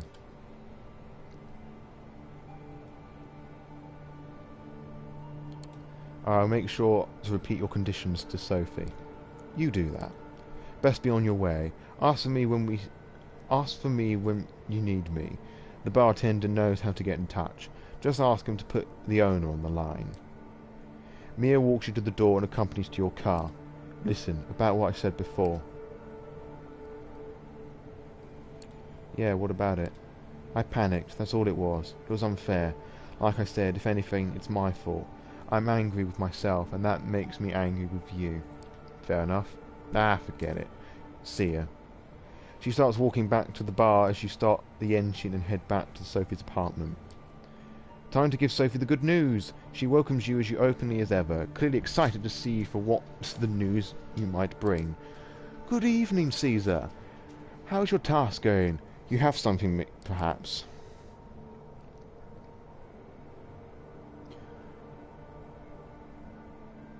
Mm-hmm. I saw that too. I did what you asked, but it got in some serious trouble. They almost killed me. Killed you? Who? Slow down. Tell me what happened.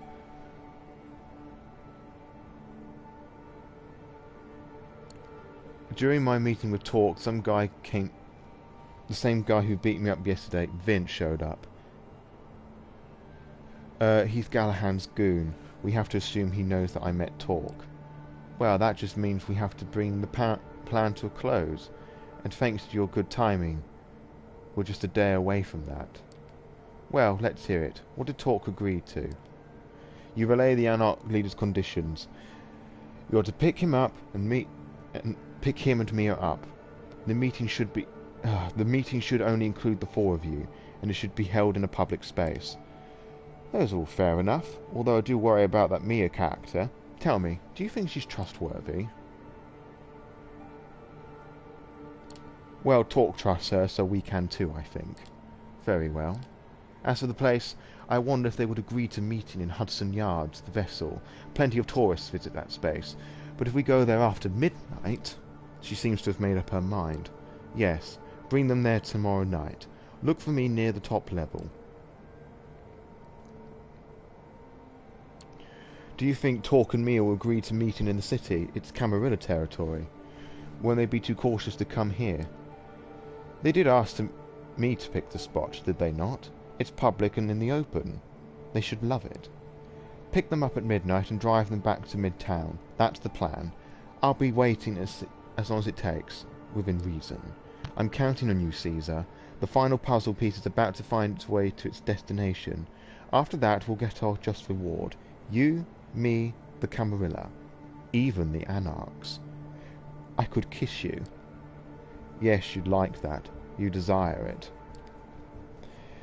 She must have caught it in your expression. She smiles. A figure of speech, darling, or at least it is tonight. For a few nights from now, who knows, I'm growing fond of you, and success whets my appetite for these kinds of things. Presence probably lingers round her constantly.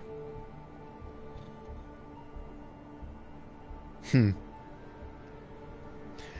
sexual tension in the room becomes unbearable, until it suddenly disappears. Was this another one of Sophie's tricks? Oh yes, it was. Or an actual speak of arousing both of your undead bodies. You certainly felt the body flow through your through for a short moment. The warmth in your groin takes you by surprise. What? You didn't think it could do that anymore? Or did you just imagine it? Yes, vampires to an extent can use a trick called the blush of life. To get it on, basically. Apparently Caesar did. He likes super ancient MILFs. Or super old MILFs, we don't know if she's ancient. Use the rest of the night well, Caesar. And rest. We are but a day's sleep away from shaking the city awake. What is she up to? Okay, folks, I am draining fast. That seems a brilliant place to stop. Thank you ever so much for everybody who's come along, said hi, and made some wonderful contributions to the stream. And with the little strength I have left, I shall end the stream in the proper fashion. Until next time.